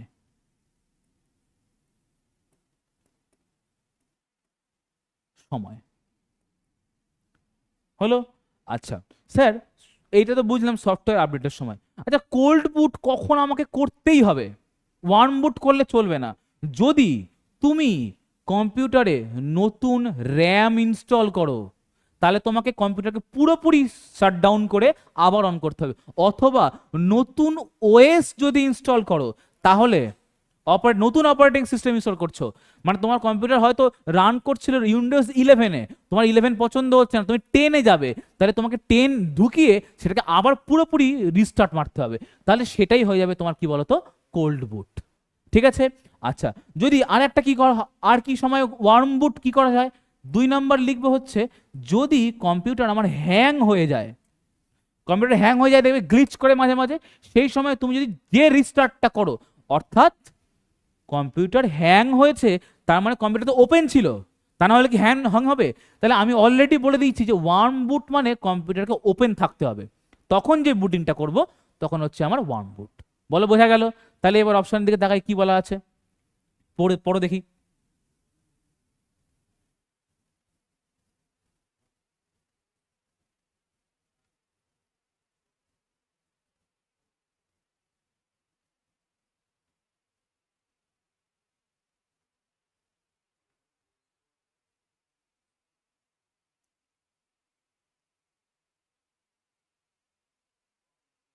অপশন সি একদম ঠিক। তাকাও ভালো মতো কি বলেছে, cold boot restart the operating system, একদম ঠিক স্যার, টোটালি রিস্টার্ট করছে operating system to from a power off state, মানে কম্পিউটারটা পাওয়ার অফ ছিল সেখান থেকে রিস্টার্ট করছে। আর এখানে কি লেখা আছে, while warm boot restart it from running state, option number C. দেখো তোমরা, আবারও বলছি, কোল্ড বুট ওয়ার্ম বুট এই টার্মটা হয়তো জানতে না, কিন্তু যারা কম্পিউটার চালাও তারা এই সম্পর্কে ধারণা আছে। মোবাইল চালাও, হ্যাং হচ্ছে স্যার, মোবাইলটাকে রিস্টার্ট কর, তাহলে ওই যে রিস্টার্ট করছে মানে ওয়ার্ম বুট করছি। বোঝা গেল? আচ্ছা, আর যদি স্যার মোবাইলের কোল্ড বুট কীরকম হবে, ধরো মোবাইলের ব্যাটারি পুরো ডেড হয়ে গেছে, তার মানে ব্যাটারি ডেড হয়েছে মানে ইলেকট্রিক বন্ধ হয়ে গেছে, তাহলে মোবাইলের ব্যাটারি ডেড হয়েছে, চার্জ করো দিয়ে ওপেন করো, তখন তোমার মোবাইল কিন্তু কোল্ড বুট হচ্ছে। বোঝা গেল বিষয়টা? আচ্ছা চলো নেক্সট দেখি এবার,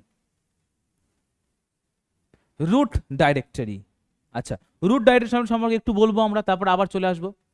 আচ্ছা ছবি আছে হয়তো আমার এখানটাতে, দেখো, দেখবে তোমরা যে কোনো ফাইল চুজ করার পর, সিলেক্ট করার পর তোমরা যদি তার প্রপার্টিজে যাও তাহলে দেখতে হবে ফাইলটা এক্স্যাক্টলি কম্পিউটারে কোন লোকেশনে সেভ করা আছে। ইউজুয়ালি দুটো লোকেশন হয়, তিনটেও হয় অনেকে। একটাকে বলা হয় হচ্ছে সি ড্রাইভ, আর একটাকে বলা হয় হচ্ছে ডি ড্রাইভ। কারোর কম্পিউটারে ই ড্রাইভও রাখা থাকে।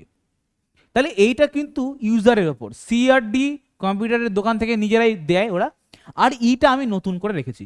তো আমি এখানে একটা ফাইল খুলেছি, যে ফাইলটার নাম হচ্ছে এইচপি প্রপার্টিজ, মানে আমার এইচপির কম্পিউটার, সেই এইচপির কম্পিউটারের মধ্যে যে প্রপার্টিগুলো রয়েছে যেখানে একটা জায়গা তো স্টোর করা থাকবে, সেই স্টোরের প্রপার্টিটা খুলেছি। খুলে এখানে আমি জেনারেল যে ইনফরমেশন তাতে গেছি। দেখো কি লেখা আছে, file name HP, type file folder, location কি লেখা আছে গো, সি, যারা দেখতে পাচ্ছেন দেখবে একটা দুটো কোলন দিয়ে কি দেওয়া আছে বলতো, ড্যাশ। স্যার এগুলো তো ইউজ করা যায় না, আপনি বলেছিলেন। কে ইউজ করছে এটা? কম্পিউটার নিজে ইউজ করছে, আমরা ইউজ করতে পারবো না। আমরা এই কারণে ইউজ করতে পারবো না যে এইটা কম্পিউটারের নিজের জন্য রিজার্ভ করা আছে। মানে কম্পিউটারের যদি কোনো ফাইল নেম নিজেকে রাখতে হয় তাহলে কম্পিউটার এইভাবে রাখবে, এইটা আমাদের জন্য নয়, কম্পিউটারের জন্য। তাহলে সি ড্রাইভের মধ্যে আমার এই এইচপি প্রপার্টিজের ফাইলটা সেভ আছে কোথায় বলতো, ইউজারের মধ্যে। বোঝা গেল? তাহলে এই যে সি ড্রাইভ বলে লেখা আছে, এই C drive, D drive, E drive, এগুলোকেই বলা হয় হচ্ছে রুট ডাইরেক্টরি। Root directory. তাহলে রুট ডাইরেক্টরি সি ড্রাইভ হতে পারে, ডি ড্রাইভ হতে পারে, ই ড্রাইভ হতে পারে। এইটা আমার উইন্ডোজের ল্যাপটপের স্ক্রিনশট দিয়েছি, সেই কারণে এখানে কোলন আর একটা ব্যাকওয়ার্ড স্ল্যাশ দেওয়া আছে। যদি তুমি ম্যাকবুক খোলো তাহলে সেখানটাতে শুধু একটা এরকম স্ল্যাশ দেওয়া থাকে। ঠিক আছে? তাহলে এই হচ্ছে ডাইরেক্টরি বোঝার উপায়, যে আমি আমার ফাইলটা কোন ডাইরেক্টরিতে বা কোন রুট ডাইরেক্টরিতে সেভ করা আছে। তাহলে যদি কোথাও লেখা থাকতো ডি কোলন স্ল্যাশ লেখা আছে ডাউনলোডস, ডাউনলোডস, তার মানে এটা কোন রুট ডাইরেক্টরিতে সেভ করা আছে, ডি তে সেভ করা আছে। ডি এর মধ্যে যাব, তারপরে আমি ডাউনলোডস ফোল্ডারে ক্লিক করব, খুলে আমি যেটা চাইছি সেটা পেয়ে যাব। আচ্ছা, তাহলে অপশন দেখি কি কি ছিল এখানটাতে। What is the significance of root directory in hierarchical file system structure? আচ্ছা দেখো তো, আমি ডাউনলোডসে যে যাব তার আগে আমাকে কোথায় যেতে হচ্ছিল, সি ড্রাইভে যেতে হচ্ছিল না? তাহলে সি ড্রাইভের ওপরে কি কেউ আছে? আর নেই তো। মানে আমি স্টার্টিং করেছিলাম কোত্থেকে, সি ড্রাইভ থেকে। সি ড্রাইভের মধ্যে প্রথমে গেলাম হচ্ছে ধরে নাও ইউজার্সে, ইউজার্সে, ইউজার্স, ইউজার্স, তারপরে এখানে আর একটা স্ল্যাশ মেরে তারপরে এখানে আসলাম হচ্ছে আমি ডাউনলোডসে, হ্যাঁ কি না? তারপরে সেখান থেকে ধরো এবার পেলাম বস্তুটাকে যেটা আমি খুঁজছি। তাহলে আমি যদি ব্যাক করতে চাই তাহলে ব্যাক করে প্রথমে ডাউনলোডস থেকে কোথায় যাব, ইউজার্সে যাব, ইউজার্স থেকে কোথায় যাব, সি ড্রাইভে। সি ড্রাইভের পর কোথায় যেতে পারছি না, কিন্তু কোথাও যেতে পারবো না। দেখো আমি এই যে ফাইলটা দিয়েছিলাম ছবিটা, এই ফাইলের সি ড্রাইভের আগে কেউ কিছু লেখা আছে নেই কিন্তু, অর্থাৎ আমার রুট বা যেখান থেকে তৈরি হয়েছে, রুট মানে কি, গাছের রুট মানে কি, যেখান থেকে গাছ তৈরি উঠছে। তাহলে রুট ডাইরেক্টরি বলতে ওই ফাইলটা যেখানে লাস্ট মানে ফাইনাল যেখানে সেখানে স্টোর আছে। তাহলে এটা কি হয় বলতো, সি ড্রাইভ। চল এখানে অপশন পড়ি। It is a special directory that contains essential operating system kernel files, দরকার নেই, এটা হবে না। It is temporary directory used by the operating system for caching frequent access files, এটাও হবে না, হলো না, হলো না। কি আছে, it is the top most directory in the file system, একদম টপ মোস্ট মানে সবার ওপরে যে আছে। তাহলে সবার ওপরে কে ছিল এখানটাতে, সি, তারপরে কে এসেছিল ইউজার, তারপরে কে এসেছিল ডাউনলোড, তারপরে আমি ফাইলটা পেয়েছিলাম। তাহলে সমস্ত কিছু ফাইনালি স্টোর করা কোথায় আছে, সিতে, তারপরে ইউজার্সে, তারপরে ডাউনলোডসে। তাহলে এইটা হয়ে যাবে হচ্ছে আমার option number C. It is the top most directory in the file system hierarchy from which all other directories branches। তার মানে এখান থেকে ইউজার্সি তো শুধু থাকবে না, ধরো এখানটায় লেখা আছে ইউজার 1, আর হয়তো আমার ভাই সেও এই কম্পিউটারটা ইউজ করে, তাহলে ওরটা হয়তো লেখা আছে সি রুট ডাইরেক্টরি ইউজার 2, ওরও হয়তো ডাউনলোডস আছে। বোঝা গেল? তাহলে এই সি এরই একটা ব্রাঞ্চ ক্রিয়েট হলো না, এই জন্যই বলা হচ্ছে এটা রুট ডাইরেক্টরি এবং ব্রাঞ্চ তৈরি করতে পারে। বোঝাতে পারলাম বিষয়টা? Good, very good. চলো দেখি নেক্সট কি আছে। আচ্ছা, এটা বোঝাতে হবে, আগে কোশ্চেনটা পড়ো।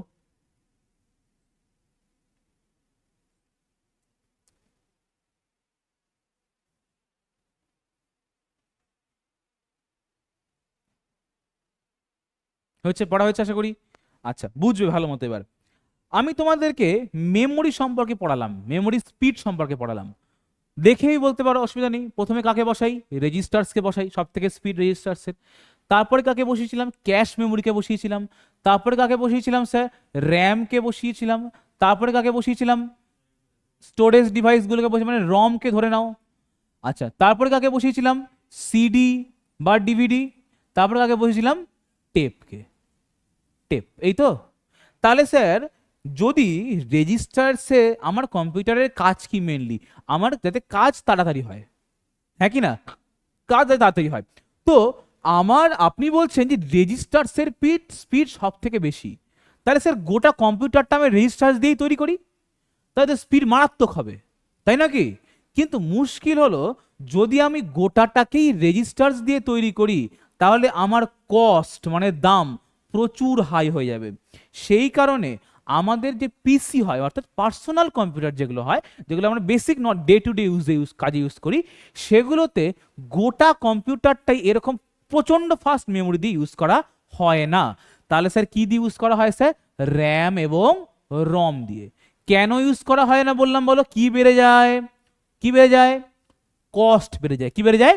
কস্ট বেড়ে যায়। তাহলে এর যদি আমি একটা গ্রাফ দেখি, তাহলে গ্রাফটা এইরকম দাঁড়ায়, ভালো মতো দেখবে। তাহলে সব থেকে বেশি স্পিড কার? রেজিস্টার্সের, তাই না গো? তাই না গো? তাহলে দেখো তো, স্পিড বেশি মানে দ্রুত, সেটা ওপরে আছে, তাই তো? ওপর থেকে যত নিচের দিকে নামছি, তত ধীরে ধীরে এগুলোর স্পিড কি হচ্ছে? কমছে, তাই তো? আচ্ছা, এইবার দেখো, যদি ওপরে যাদের স্পিড বেশি, তাদের ধারণ ক্ষমতা, তাদের ধারণ ক্ষমতা না, তাদের ধারণ ক্ষমতা হচ্ছে এখানটাতে কি হবে বলতো? বেশি হবে, ঠিক আছে? কিন্তু কোন দিকে বেশি হবে? যখন নিচ থেকে ওপরের দিকে বেশি হবে। এইবার বিষয়টা হলো, এখানটাতে না, এখানটাতে না একটু গন্ডগোল আছে। এখানটাতে বড় হবে না, এটা ছোট হবে, ছোট হবে। যত যার স্পিড বেশি হয়, তার ধারণ ক্ষমতা কম হয়। কি বললাম বলো? যত যার স্পিড বেশি হয়, তত তার ধারণ ক্ষমতা কম হয়। অর্থাৎ কেন কম হয়? যদি একে আমি বিশাল বড় একটা মেমোরি বানাতে চাই, ধরো আমি বানাতে চাইলাম 1 জিবির মেমোরি, খুবই কম সে ধরলে, কিন্তু অনেক এমনিতে অনেকটা বড়। সেই ক্ষেত্রে এর কস্ট, মানে গোটা কম্পিউটারটার কস্ট প্রায় 3-4 লক্ষ পেরিয়ে যাবে। তার কারণ আমি একটা ফাস্ট মেমোরি ইউজ করছি, এবং তার সঙ্গে সঙ্গে মেমোরিটার আমি সাইজও বাড়িয়ে দিয়েছি। সেই কারণে এখানে অ্যাকচুয়ালি ইউজ করা হয় বিভিন্ন ধরনের সেমিকন্ডাক্টর, চিপসেট, সেমিকন্ডাক্টর। আর এই সেমিকন্ডাক্টরগুলোকে একদম মানে পাওয়াই যায় না, ঠিক আছে? এই সেমিকন্ডাক্টরগুলো প্রচন্ড দাম হয়। সেই কারণে এই সেমিকন্ডাক্টরগুলো দিয়েই গোটা কম্পিউটারের মেমোরি কিন্তু বানানো হয় না। তার কারণ বললাম আবারও, কি বললাম বলো? কস্ট। একমাত্র কারণ হচ্ছে কস্ট। এত দামি হয়ে যাবে মেমোরিটা যে কম্পিউটার কিনতেই পারবে না লোকজন। আচ্ছা, তো এবার চলে এসো কোশ্চেনে। এখানটাতে কি আছে কোশ্চেনটা দেখবে। In the constant context of computer memory hierarchy, হ্যাঁ দেখছি, which of the following statement regarding access speed and cost per bit is generally true as you move from registers toward the secondary storage? কোনটা true?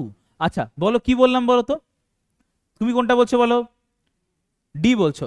আচ্ছা, কি লেখা আছে বলো তো? Access speed increase, cost per bit decrease. উল্টো হবে না? দেখো তো, আমার অ্যাক্সেস স্পিড বাড়ছে মানে মেমোরির পাওয়ার বা ক্ষমতা বাড়ছে। মেমোরির পাওয়ার বাড়লে আমি সেই মেমোরি ইউজ করতে চাইলে আমার তো কষ্ট বাড়াতে হবে, বেশি দামি মেমোরি কিনতে হবে। তাই এটা হলো না? আচ্ছা, বিতে দেখি, অ্যাক্সেস স্পিড ইনক্রিজ, আচ্ছা ইনক্রিজ করলাম, মেমোরি স্পিড বাড়ালাম, কস্ট পার বিট ইনক্রিজ। তাহলে এটা ঠিক আছে না?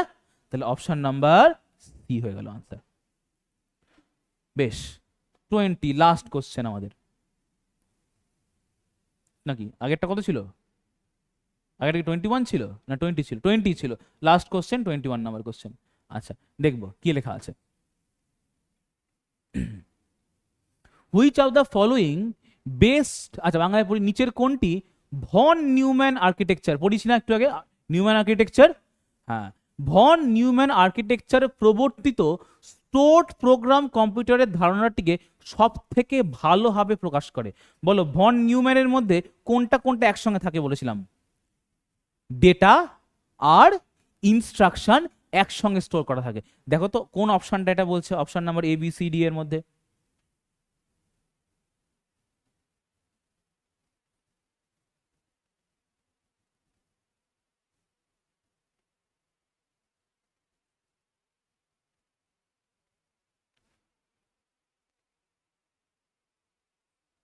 অপশন এ, একদমই তাই। আচ্ছা, ভন নিউম্যান আর্কিটেকচারের সময় আমি কি বলেছিলাম, কোনটা কোনটা একসঙ্গে থাকে বললাম? ডেটা স্যার একসঙ্গে থাকে, আর কোনটা থাকে বলো তো? ইনস্ট্রাকশন বা ইনফরমেশন, ইনস্ট্রাকশন সরি, ইনস্ট্রাকশন, এই দুটো একসঙ্গে থাকে, একই জায়গায় স্টোর থাকে। তাহলে অপশন এতে কি আছে? A computer where both data and instruction are stored in the same primary memory for sequential execution. এটাই হয়ে যাবে আনসার। অন্যগুলো দেখে নি কি কি বলেছে, যদি ক্যান অনলি এক্সিকিউট, না, অপশন নাম্বার এ হয়ে গেল তোমার আনসার। বোঝা গেছে? তাহলে আমরা দুই ধরনের আর্কিটেকচার পড়েছিলাম, একটা তোমার ভন নিউম্যানের আর্কিটেকচার, আর একটা হচ্ছে হার্ভার্ড আর্কিটেকচার। হার্ভার্ড আর্কিটেকচারে ডাটা আর ইনস্ট্রাকশন দুটো আলাদা আলাদা জায়গায় স্টোর করা থাকে। এটা ব্যবহার করা হয়েছিল প্রথম ইনিয়াকে, আর এটা প্রথম ব্যবহার করা হয়েছিল হচ্ছে এডভ্যাক নামক কম্পিউটারে। হলো? আচ্ছা, তাহলে এই ক্লাসটা এখানেই শেষ করলাম। তোমাদের ক্লাসটা কেমন লাগলো? কোনো কোশ্চেনে ডাউট থাকলে তোমরা জানাবে, আর অবশ্যই ভিডিওটাতে লাইক দিয়ে বোঝাবে যে তোমাদের এই ধরনের ভিডিও আরও চাই কিনা, তবেই আমরা কিন্তু এই সিরিজটা কন্টিনিউ করব। ঠিক আছে? তাহলে অবশ্যই লাইক দিয়ে জানাবে। কোথাও কোনো অসুবিধা হলে তোমরা কমেন্ট সেকশনে জানাও, আমরা চেষ্টা করবো প্রত্যেককে অ্যাটেন্ড করার। আচ্ছা, আর একটা জিনিস, কম্পিউটার কিন্তু কেউ নিয়ে ভয় পাবে না। দেখো তোমাদেরকে বুঝিয়ে দেওয়ার পর এত বড় কোশ্চেনটা কিন্তু এক লাইনেই হয়ে গেল। কি? ডাটা আর ইনস্ট্রাকশন একসঙ্গে হয়। সিমস বুঝে গেছো কি জিনিস? মেমোরি যদি আমি স্পিড বাড়াতে চাই তাহলে আমাকে কষ্ট বাড়াতে হবে। এই ধরনের যে ছোটখাটো জিনিসগুলো তোমাদের কিন্তু বেসিক নলেজ দিয়ে সলভ করা যায়। বহু বছর আগে তোমরা কম্পিউটার পড়েছো, সেই কারণে হয়তো ভুলে গেছো। তাহলে তোমার কম্পিউটার সিরিজটা তোমরা কন্টিনিউ মন দিয়ে দেখতে থাকো। 233 খানা যে সিরিজ, কোশ্চেনের সিরিজ, সেটা কন্টিনিউ চলতে থাকবে। Thank you and best of lakh.